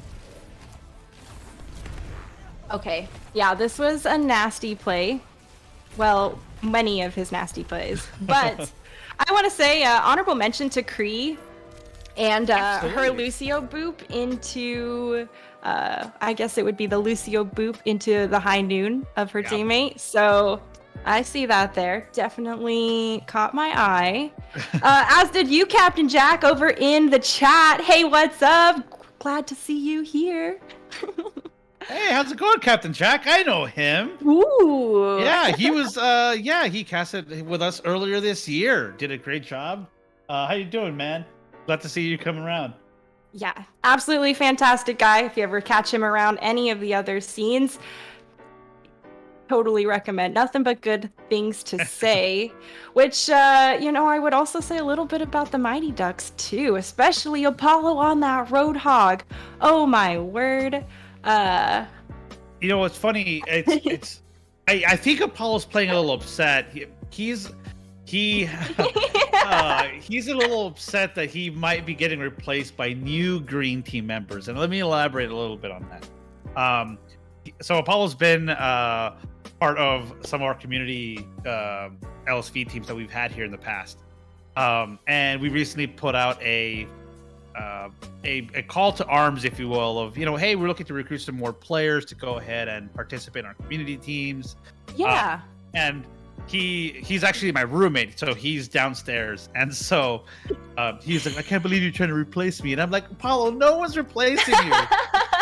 Simply, people have jobs. We need more people to kind of come in and come play some games with us, So Yeah.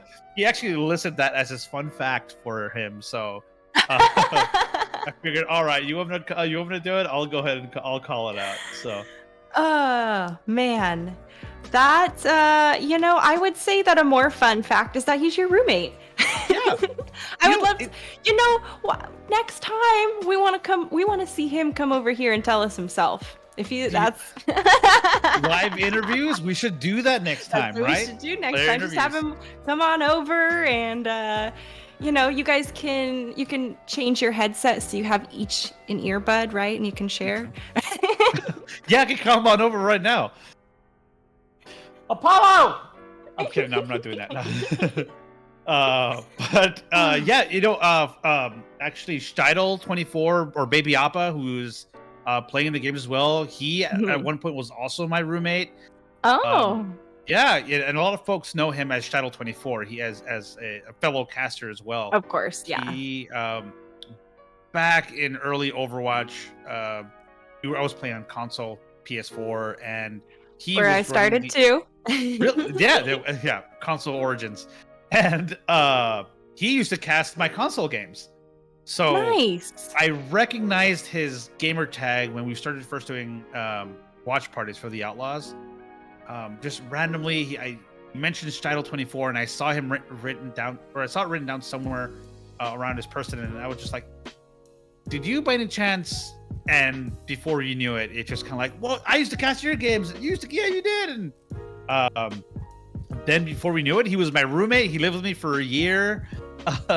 Now he's living here in Austin, and he met his beautiful girlfriend Pam at when LSV volunteering event that we did for the Outlaws, and wow. So now, it's a lot of at some point or another. I think we've had 4 LSV members live in my house, so it's kind of one of those things where it's like, people are like, "Hey, I want to move to Austin." Well, all right, come on over. I got a room.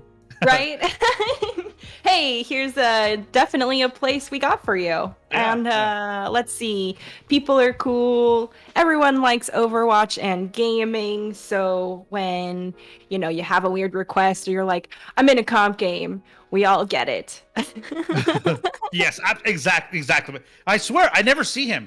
I only see him if I'm in passing, leaving the house or something, and he's getting his food.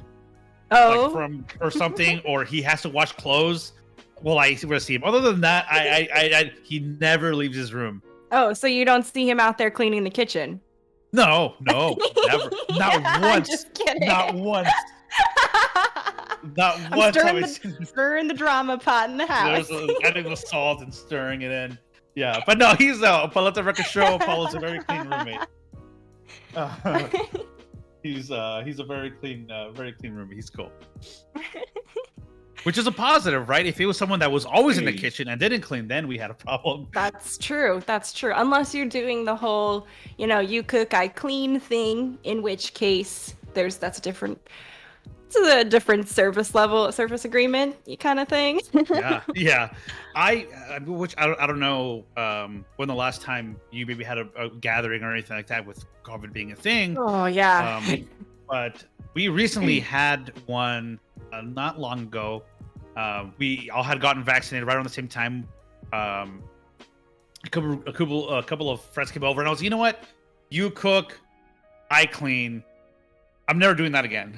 Yeah. Next time, I'm gonna go cook at somebody else's house, because it's whenever it's more than 5 or 6 people, it's a lot.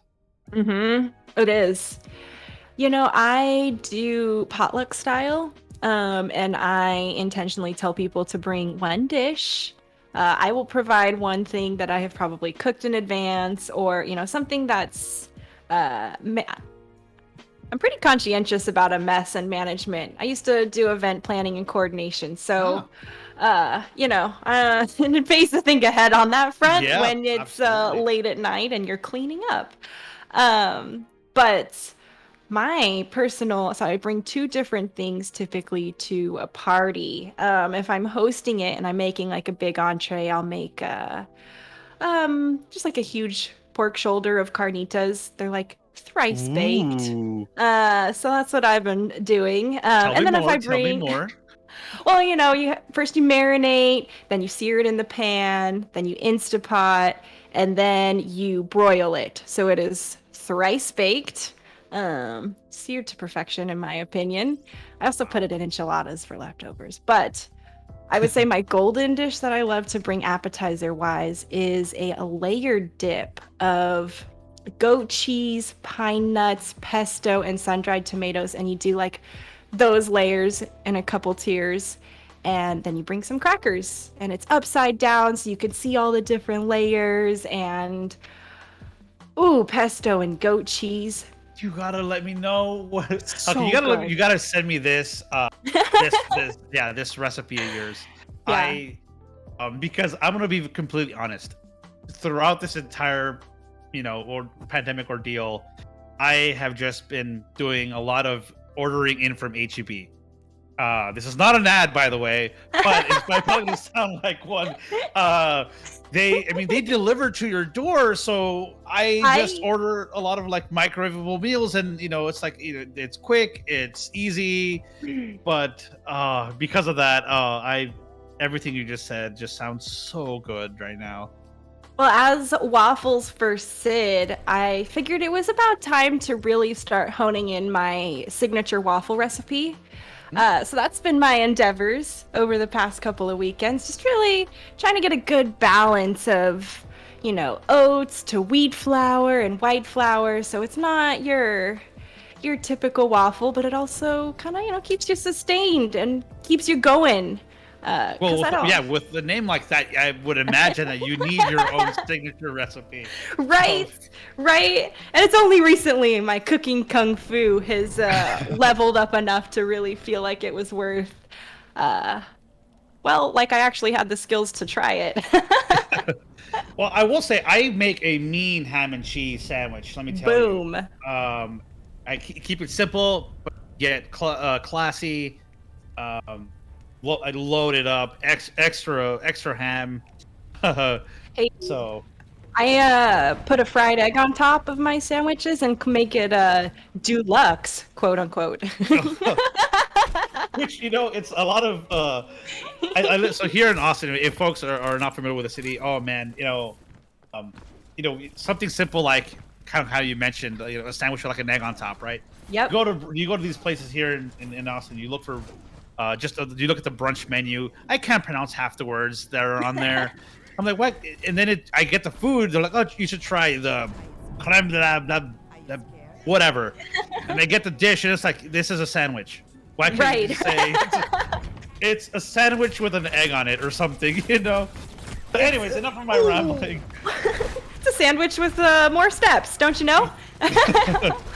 Speaking of more steps, holy smokes, the Hawks coming out with some strong first ones here out of the gate. Baby Appa definitely bit off more than he could chew, just sitting at the front of the gate.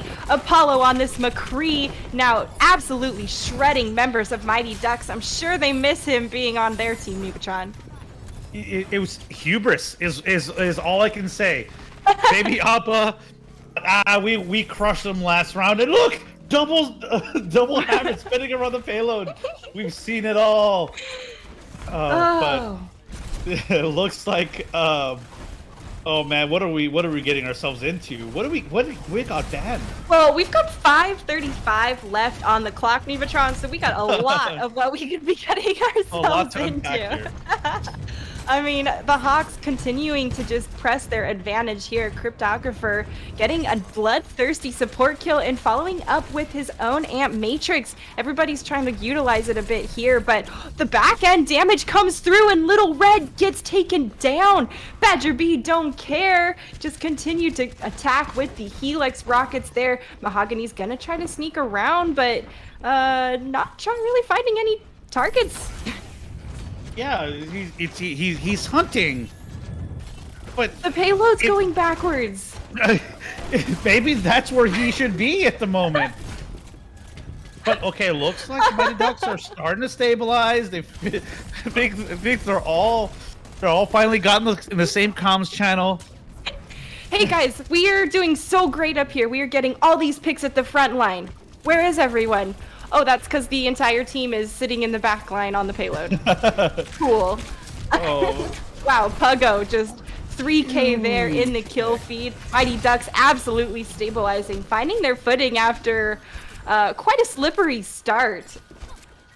And this is really dangerous here because this allows the defense to be aggressive, potentially even spawn camp. I mean, you see it here with Puggo already kind of creeping to the back line.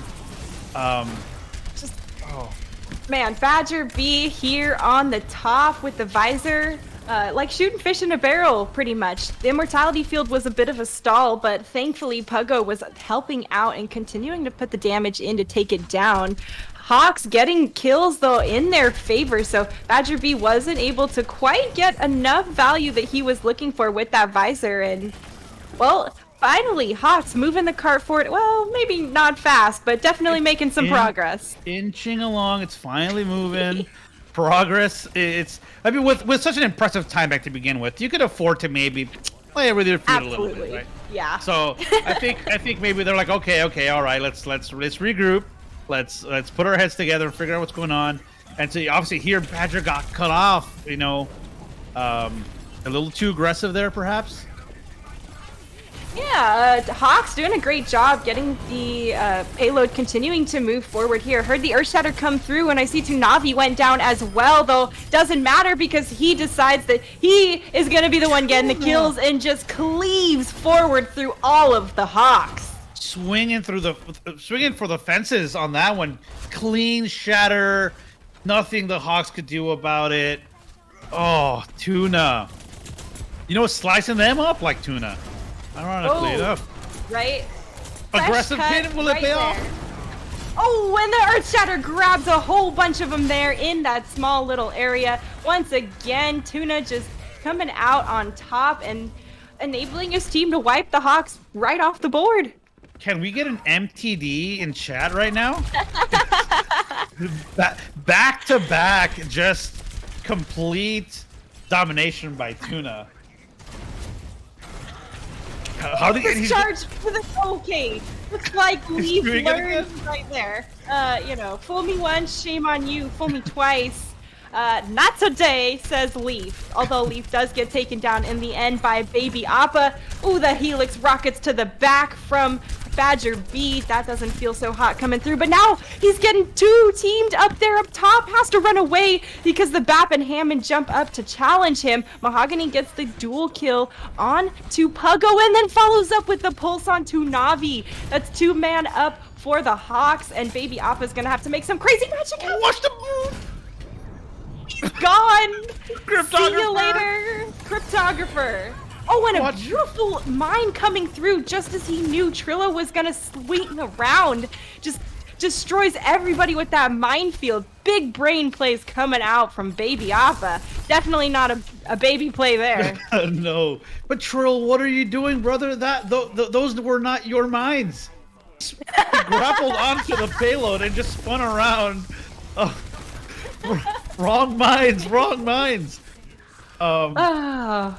Man, back and forth. Both these teams just kind of, you know, dishing it out.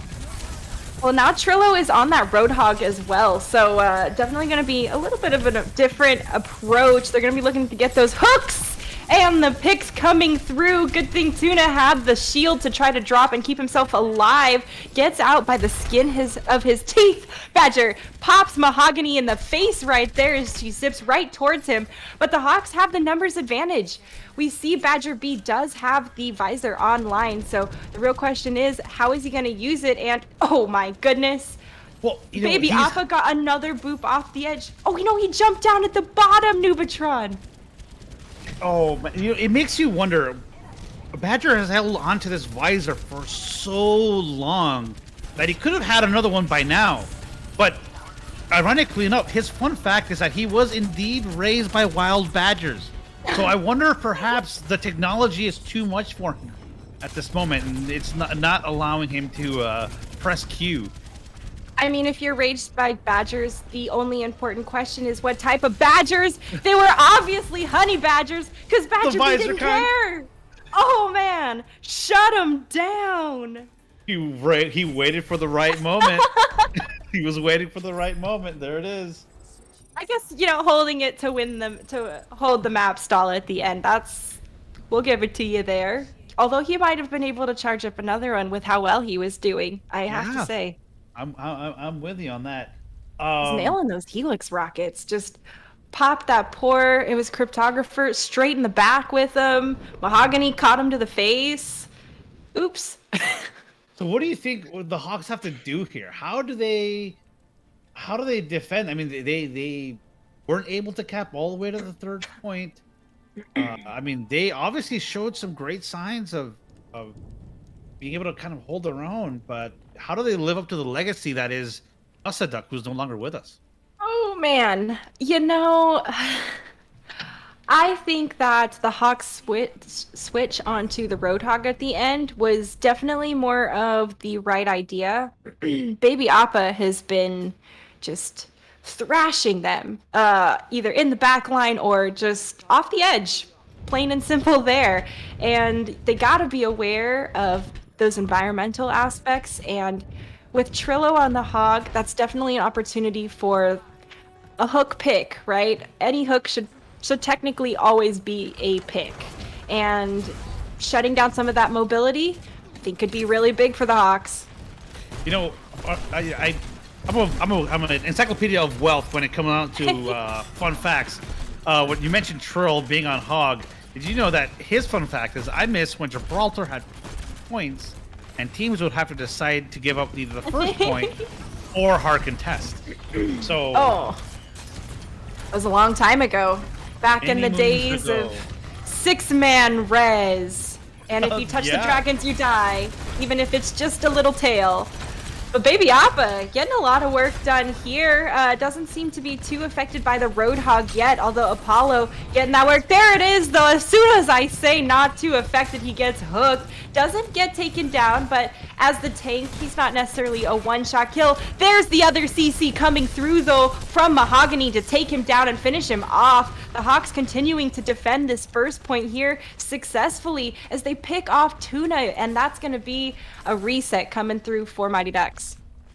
Yeah, finally, Hawks finding some breathing room, able to hold off that initial push from the Mighty Ducks.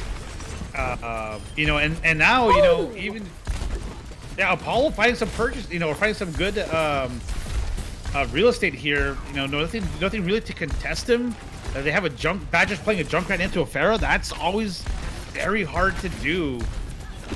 So we'll see. I agree. If the Ducks have any adjustment to this, or and there it is. McCree is out, but Apollo seems to be heating up. I mean, heating up, just absolutely on fire after that. Let's not forget that they are absolutely being hard-pocketed by Lil Red, okay? Without the pocket, there is no pharmacy. There is just death for Mercy, or death for Pharah.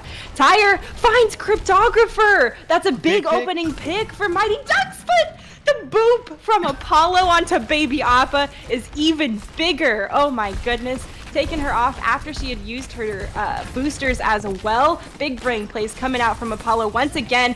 Another barrage comes through, and thanks to Little Red, manages to stay alive even though they're completely vulnerable there.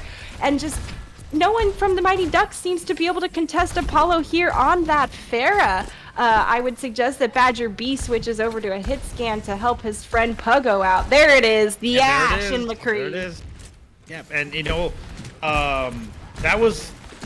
was necessary, but Mighty Ducks will have a lot coming online here. They'll have the Primal Rage, they'll have their Deadeye, which are using now.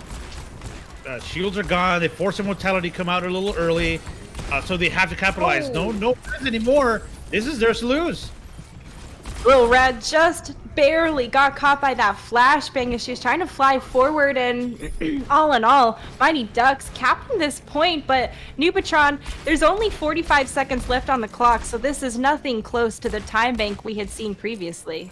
Right, so now they thought they were sitting pretty with how they held the Mighty Ducks into, or not the Mighty Ducks, excuse me, the Hawks to just to the middle of the bridge. But yeah, they got some serious work to do here.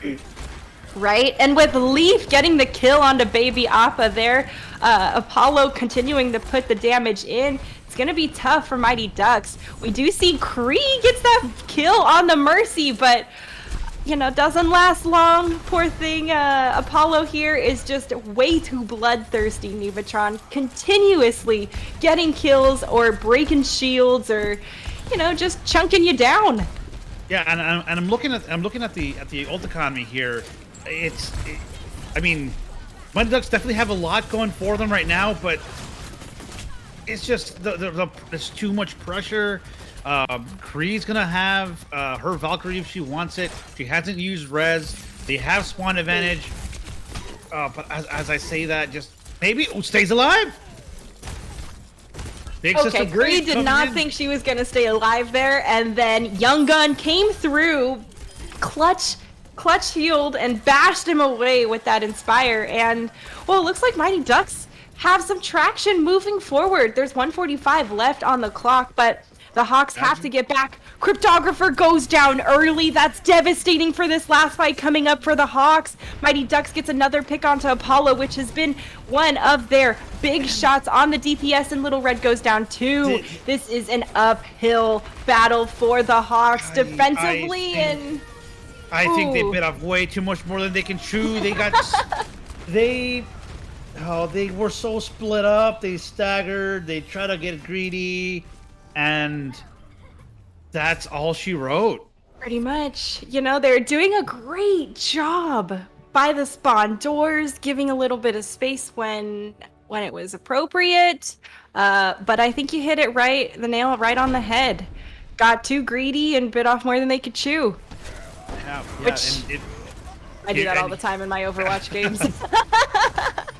I'm the same way. Everyone always says, you're being too aggressive. But I tell you who's not being too aggressive. Tuna there with that fatty shatty. Just slicing and dicing as you will. That was huge. And, it unfortunately just wasn't enough. Not quite. I have to say, though, the Apollo Little Red pharmacy combo was so devastating and really, really impactful. It wasn't until that pharmacy seemed to be staggered in a sense, where one didn't have the other, that the Hawks kind of fell behind on their defense and lost a bit of their footing. After that, you saw they were too staggered and trickling.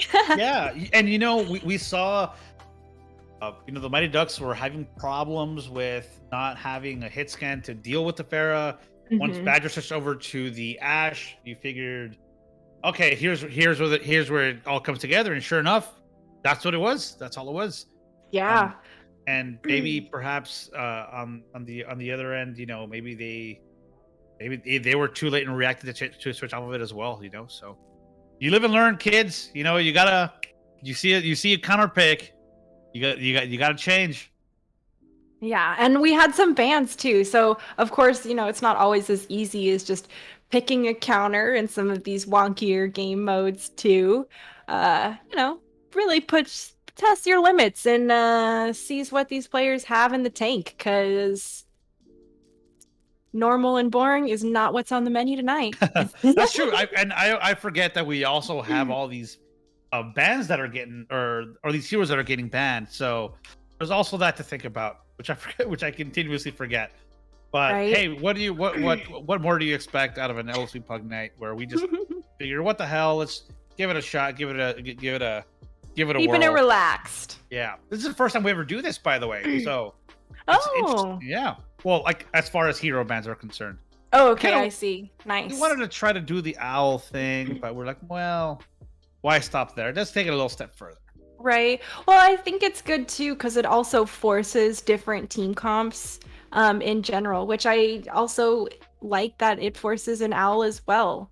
I think one of the early Overwatch competitive or esport Overwatch issues was the just repetitiveness of always seeing the same team comps. In traditional sports, you don't have anything like that because obviously everyone's physical differences are different team comps. But constantly seeing the same thing over and over was, let's just say, probably not the easiest to market for their marketing team. Yeah. And I really like the change-ups that we see coming through from such a high-level competitive side as well. It's a great precedent to be setting, and I don't think it's unreasonable to be expecting that these, players who make millions of dollars and who are extremely skilled are forced to show, hey, are you actually the most adaptable and most proficient and compatible with the team to play in this setting? Those bans really force people to be in a position where they may not be as comfortable, and it's not about how well you are or how good you are on your best day and your best character. It's actually about how good you are on your worst day and your worst character. Yeah, if you can't stand me at my Yi, you can't afford me at my Ha, I guess. Anyways, that was a terrible analogy. I do have something though. Apparently, Easy redeemed some channel points to ask the panel a question. Which is, Waffle, how do you hear things? I see a 3.5 mm in your mic, but you aren't wearing headphones. So, yeah, as you can see here, actually, if I turn this way, you can see it. Yeah, I just sneak it down my back. You know, nice and sneaky that way. Nothing too crazy.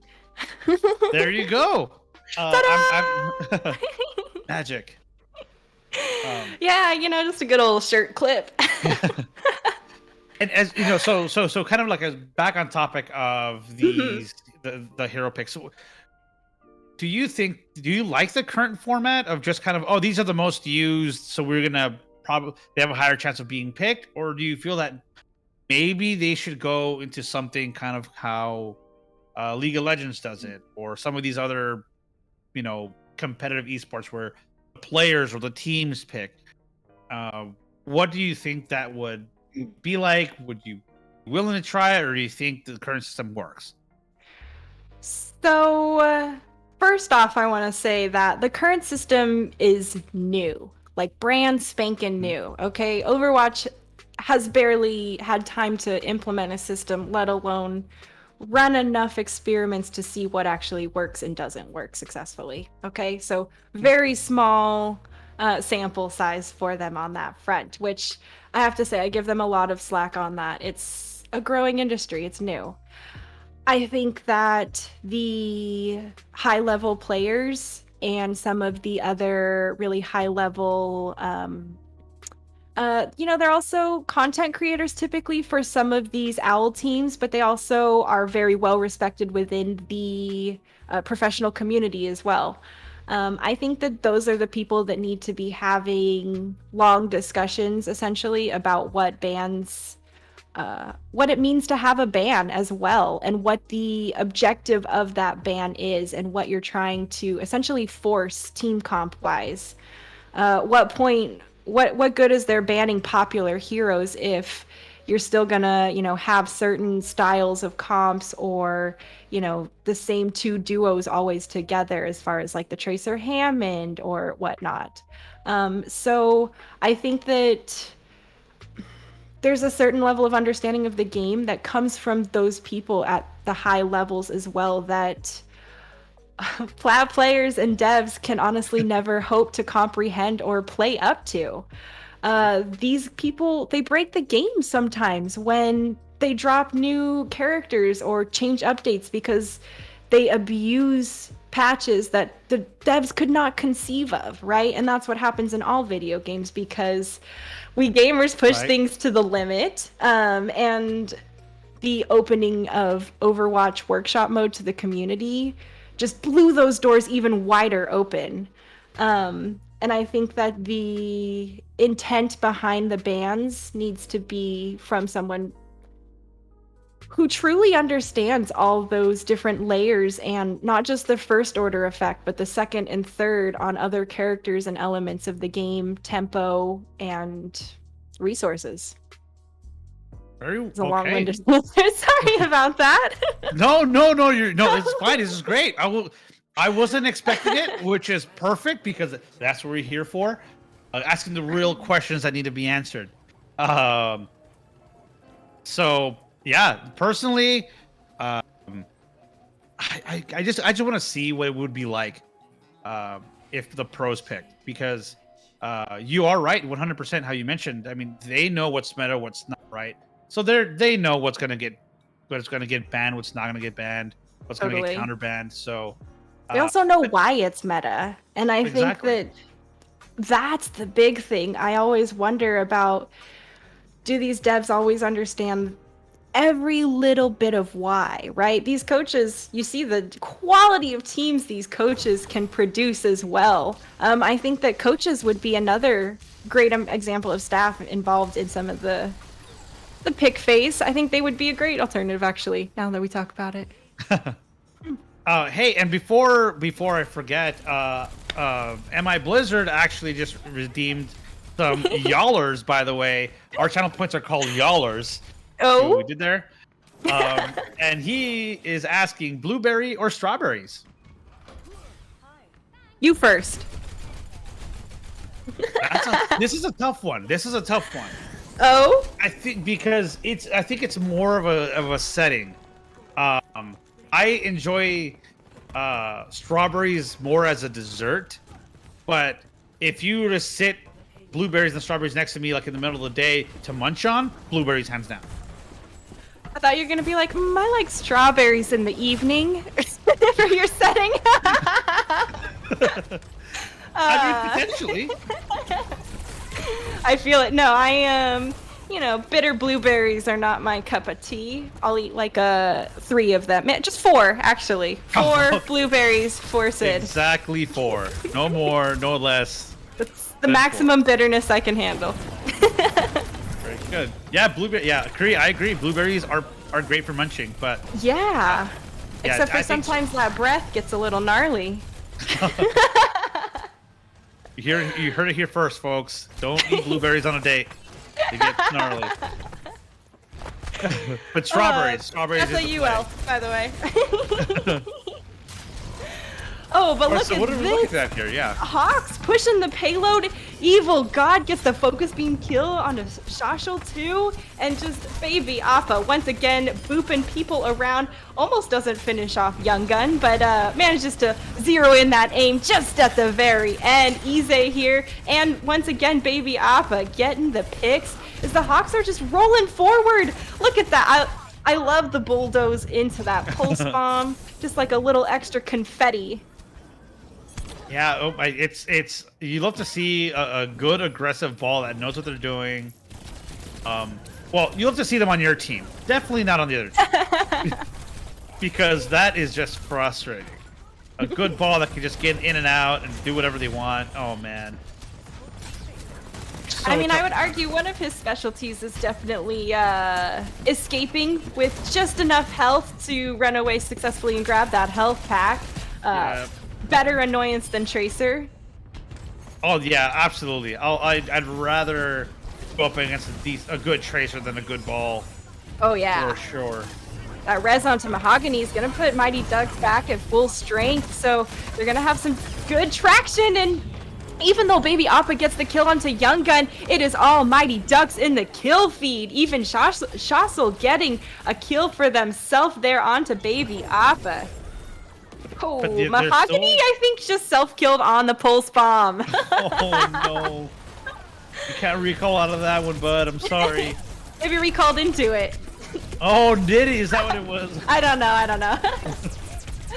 Oh man, but Apollo, pressured down and then taken down right after that. Hawks continuing to roll this payload forward, 3:38 on the clock, and with that double kill pulse bomb onto both supports, Nubatron, Mighty Ducks is going to be sent regrouping. They are rolling.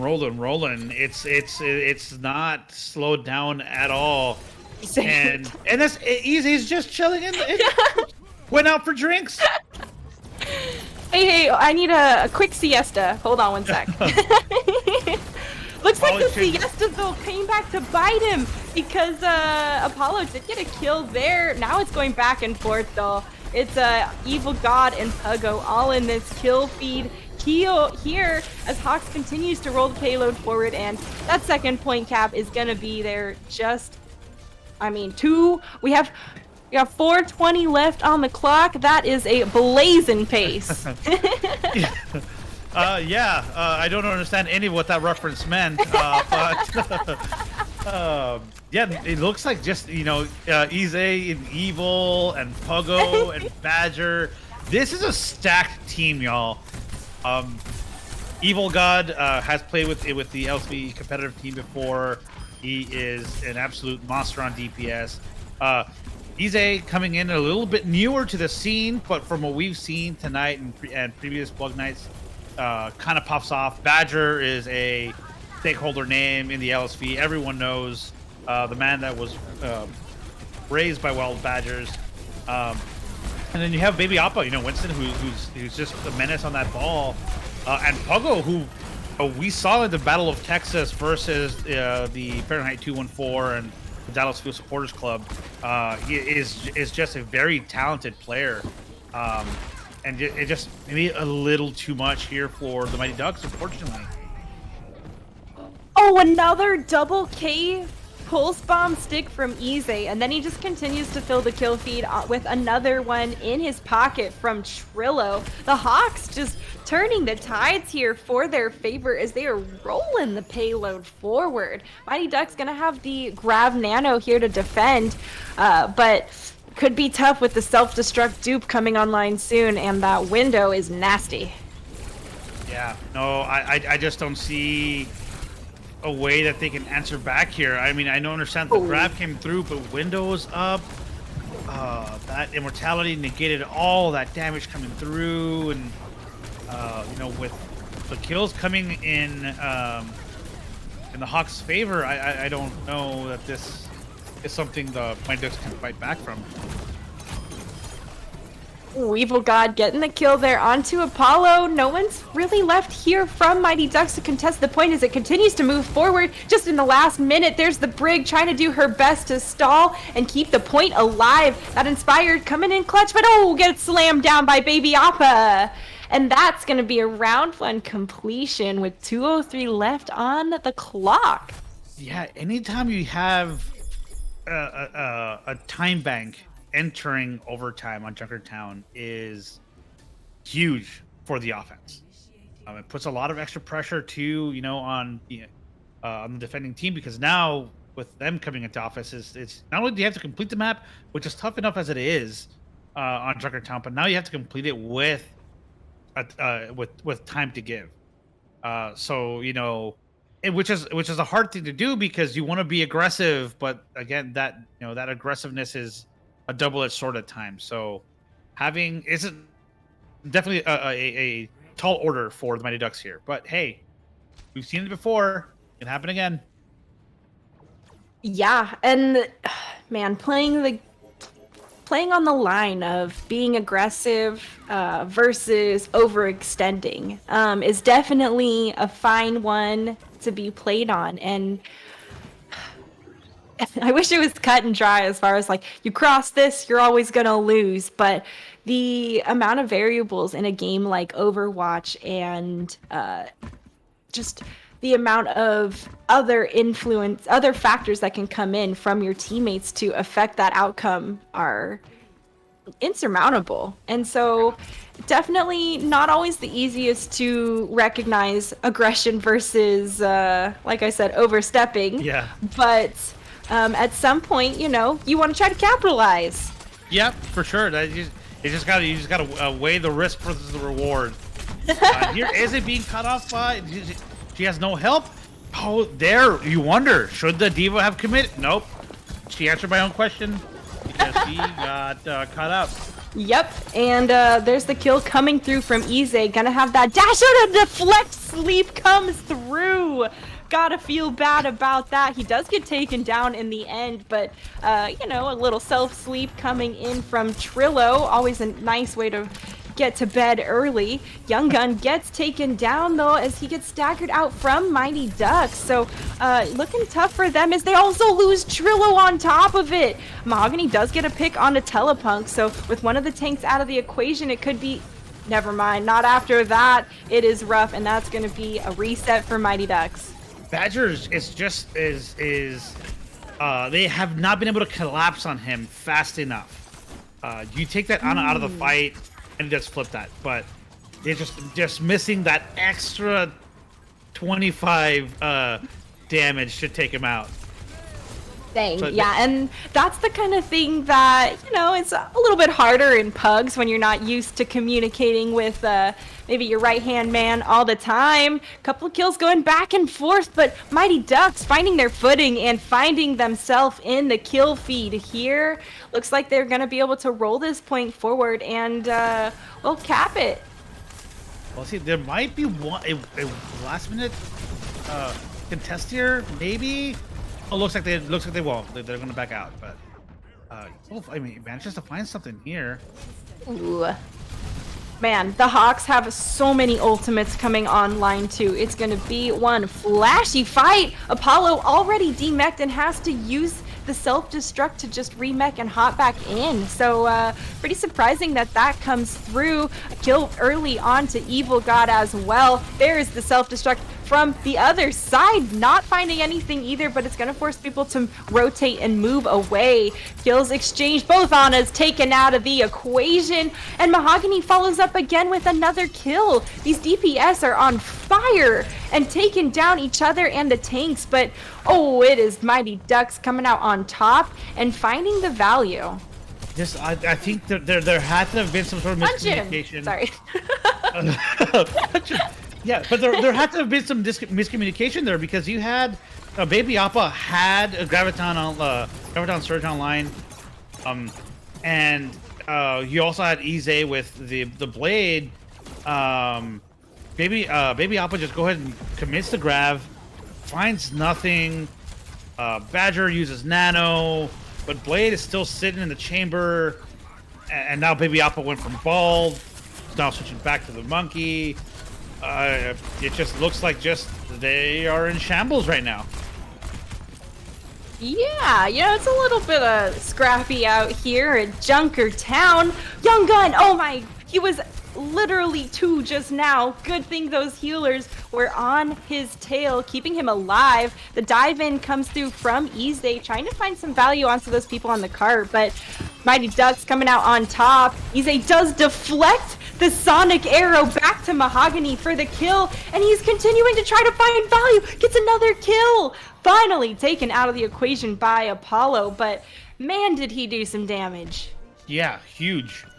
But hey, you know, we were a little worried that maybe Mighty Ducks couldn't really follow up or you know, commit as much as the Hawks would, but they got 346 left. Plenty of ultimates coming online for them now. Oh, you wonder if that was a mistake with the commit of the Nano. There it is! Redemption for Trillo against Ize. Probably getting him back for that sleep dart earlier. Sorry about the train noise in the background. Coalescence comes through for a couple of kills there. And now the heals pocketing the tank. I guess it doesn't matter that he was being pocketed because launched the self-destruct there. Gets the squish kill onto Badger B. Mighty Ducks continuing to fill the kill feed as they are going for member after member of the Hawks. They're rolling the payload forward here, and well, Baby Appa, even though he was Primal Raging just gets shredded through that massive health pool. Good deflect comes through from Ize, getting that health orb for his own team, and Evil God goes ahead and punches Shashul through to the next wall. Oh no! What a beautiful sleep comes through onto the Nano Genji for Ize, just absolutely shutting him down. Not what he was looking for there, but big plays coming through from Mighty Ducks as they've rolled the point forward here. And, well, looks like we got a bit of a competition between these last two Pugs lineups because there's only a 30-second difference left on the clock. It's like Randy Marsh from South Park that just got hit. Maybe that meme where it says, "I didn't hear no bell." Just Mighty Ducks, yeah, literally coming back out swinging. You love to see it. Wow, that last push was insane.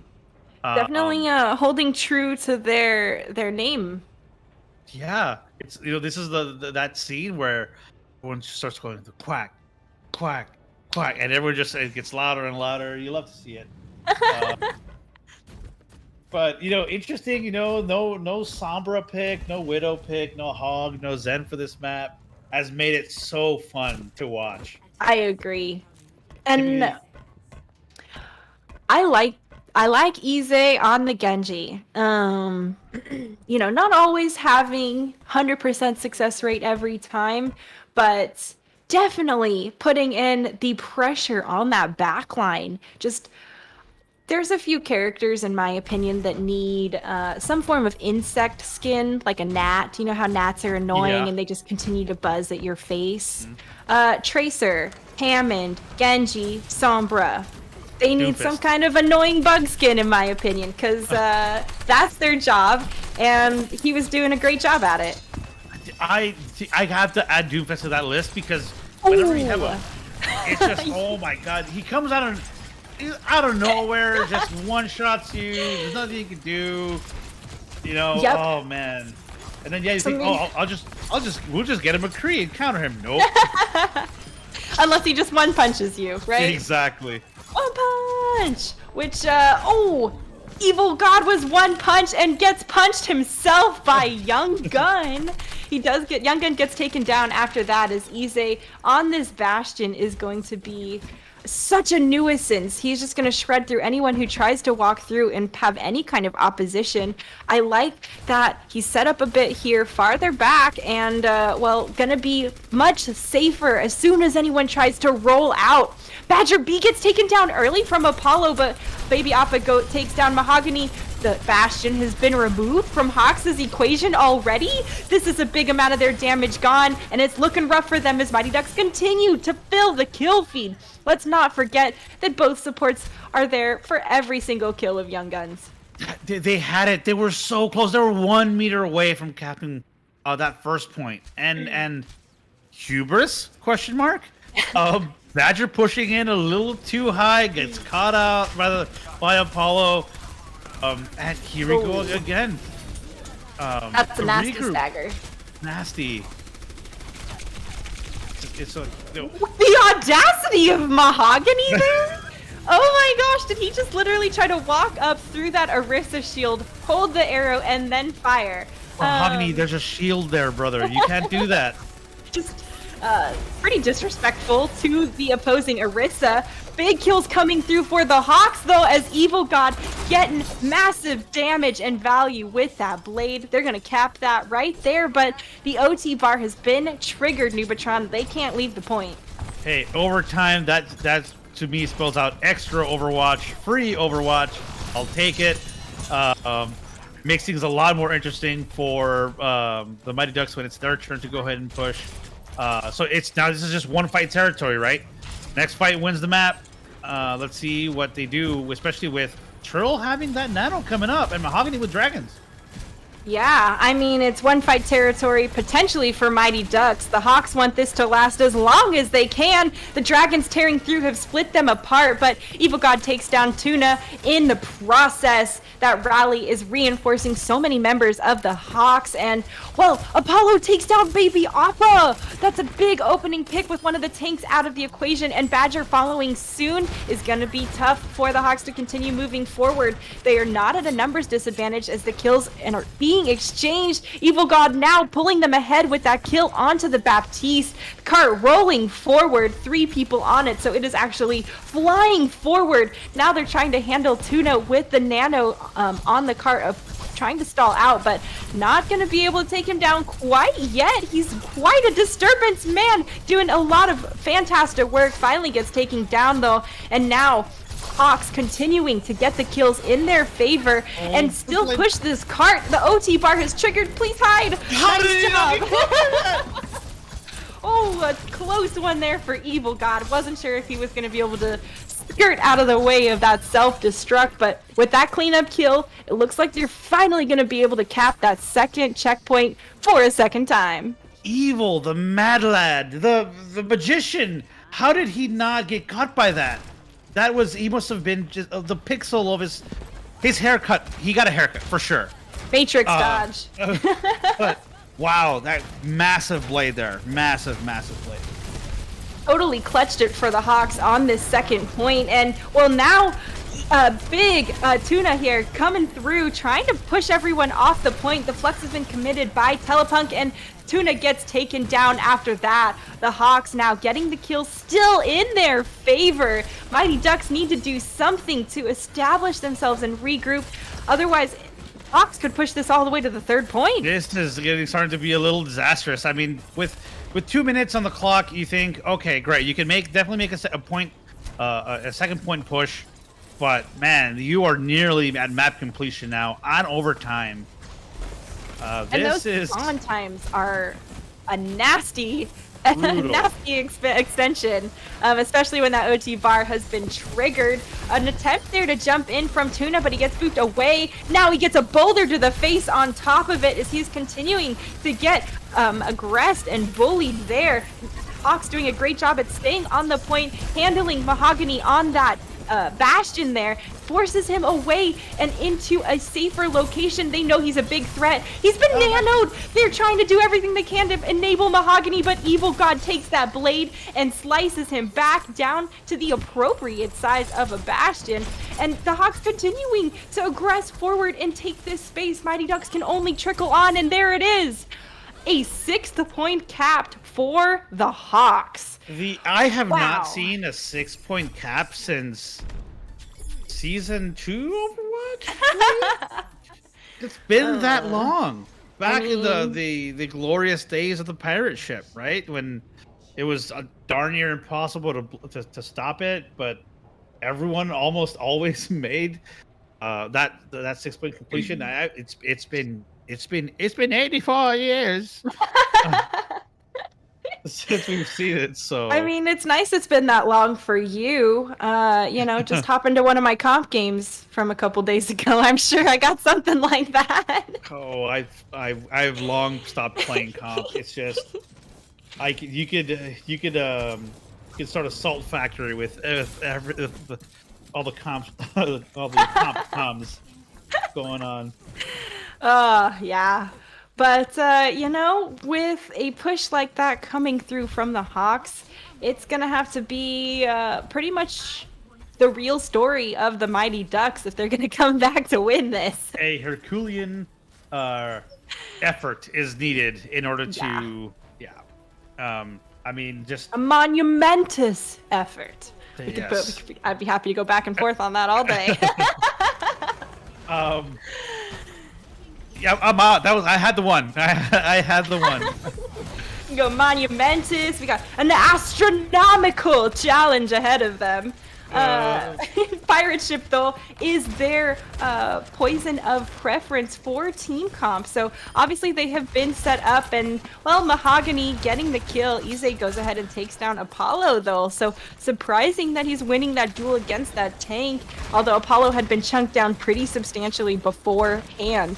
That pirate ship being contested, and the boulder from Telepunk absolutely crucial in dislodging and disabling Mahogany off that setup Bastion turret mode. Now it is all the Hawks in the kill feed. They're going to clean everyone up and force Mighty Ducks to reset. Oh, this is looking rough.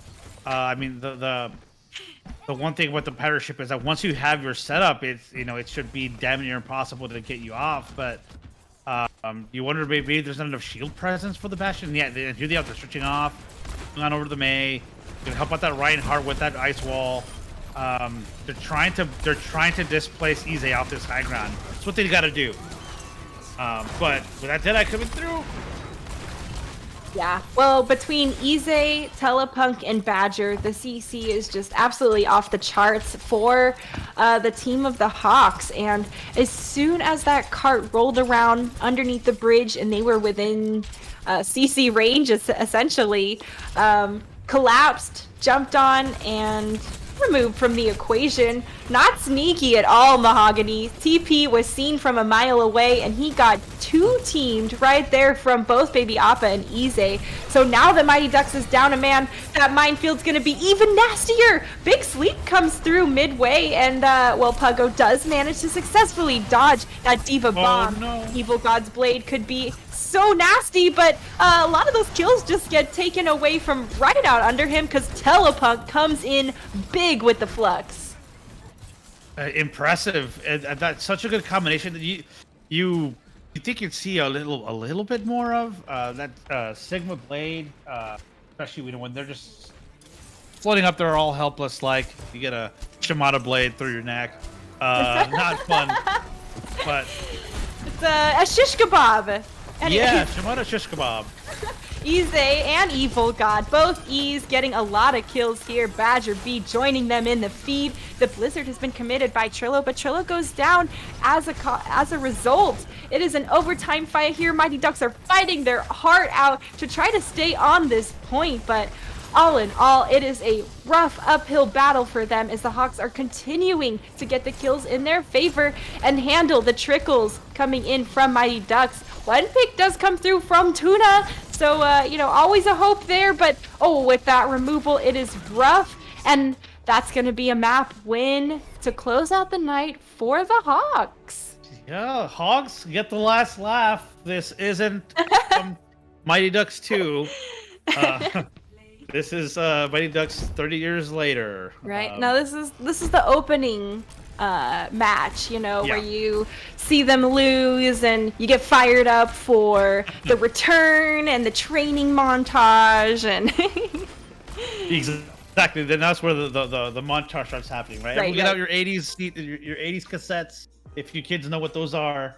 I mean, if we're talking about anime, the whole arc is training, so True. This is true. This is true. so, eh, Cue the montage music, the Right. awesome OPAs. Yeah. Speaking of anime, are you currently watching anything? What's oh geez, what are you yeah. right now? This is a rabbit hole we could really get into. I have been hunting a little bit for something kind of binge-worthy.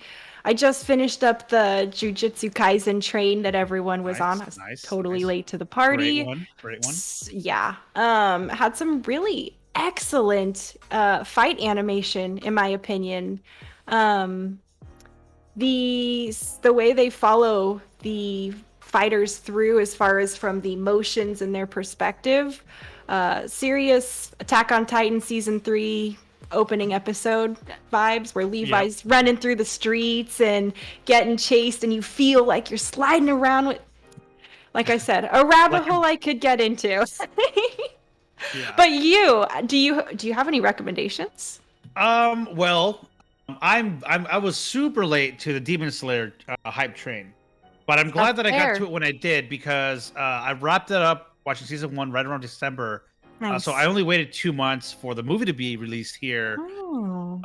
And actually a few of us from the LSV went to a theater at Alamo Drafthouse in San Antonio to watch the movie, which was awesome. So currently watching that. I'm all caught up on JJK. I'm all caught up on Attack on Titan. My Hero. They dropped new episodes recently. I can't get into My Hero. That's fair. That's fair. I tried. It's just I think I'm just a little maybe just kind of tired with that trope, if you will. I could say something similar about Demon Slayer for myself personally. Yeah. I was there are different elements in anime that I really value, which are primarily some of the action sequences and I like seeing them all unfold. I don't like a lot of cuts. I like to see the back pan of all of the... Obviously, that's considerably more difficult on the artist. So, to each their own. Oh, I do see a little comment here from Elf. Have I seen Clisby? And no, I have not, good sir. That is a psych reference, if any of you know that. Oh, is Waffle gonna play on After Hours Pugs? Geez, guys, it's 9:22 and it's second dinner time for me since I started at dinner time. But that's not to say that I would not be here for any of your upcoming events.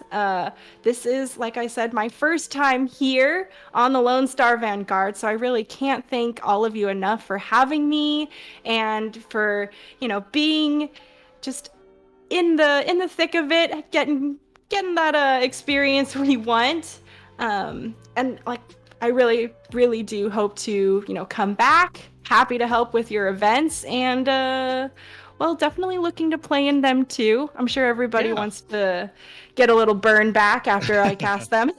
Yeah, but like she said, what about my gameplay? Yeah, no, but hey, no, thank you very much for coming on here, carrying me through some of this casting. I have no idea what I'm doing, as some of you may know, but no, so glad that you're here. I know some of us have kind of seen some of y'all's work with like Captain Jack and through Ignite.gg and a lot of, and I know you guys are just want to continue to perfect your craft, and would love to help however we can. Also, special thanks to MI Blizzard, who has been doing all the production behind the scenes, making sure that I have the right angle for myself. Appreciate both of you guys. And everybody for coming on out and hanging out with us and seeing our little community get some games in. If you ever want to play with us, it's open to everybody. We would love to have more and more folks on and just be part of the Pugs. Keeps things fresh. You can make a friend or two, and we're here for it. So thanks to both of you once again for being here. It's been an absolute pleasure and a blast tonight. So and Busted Duck, who's no longer with us right now, he's long gone and I've been to bed, but if he sees this, Busted Duck, thank you so much for hanging out with us. It was fun playing with you. Yeah, it was, honestly, watching you play Lucio on that map was such a pleasure. Boop City all day. Big thanks, like you said, to everybody behind the scenes, and I want to give a little special shout out to your coordinators, who it is it's a crazy headache you sometimes get doing all that, and they need some love too. So big props to everyone who helped coordinate all these events and put this together. Yeah, no, and before we head out, where can people find you? Like, plug yourself. By all means. Sure. So obviously I'm Waffles for Sid. You can find me on my Twitter, which is Waffles for Sid, exactly as you see it below. Capital W, little s. Once you get there, you can pretty much navigate to anything else that's relevant. So I won't bore you with the rest of the details, but I hope to, see you guys on other casts, and especially hope to see you back here on the Lone Star Vanguard. So thank you so much once again, everybody, for dropping by. Thanks to our producer, MI Blizzard, Tuna and Cree, who casted earlier. Also Cree, who put together all the games, did all the submitting of the forms and trying to balance it out. So thanks, everybody. That's it for us, and y'all have a wonderful rest of your Memorial Day weekend.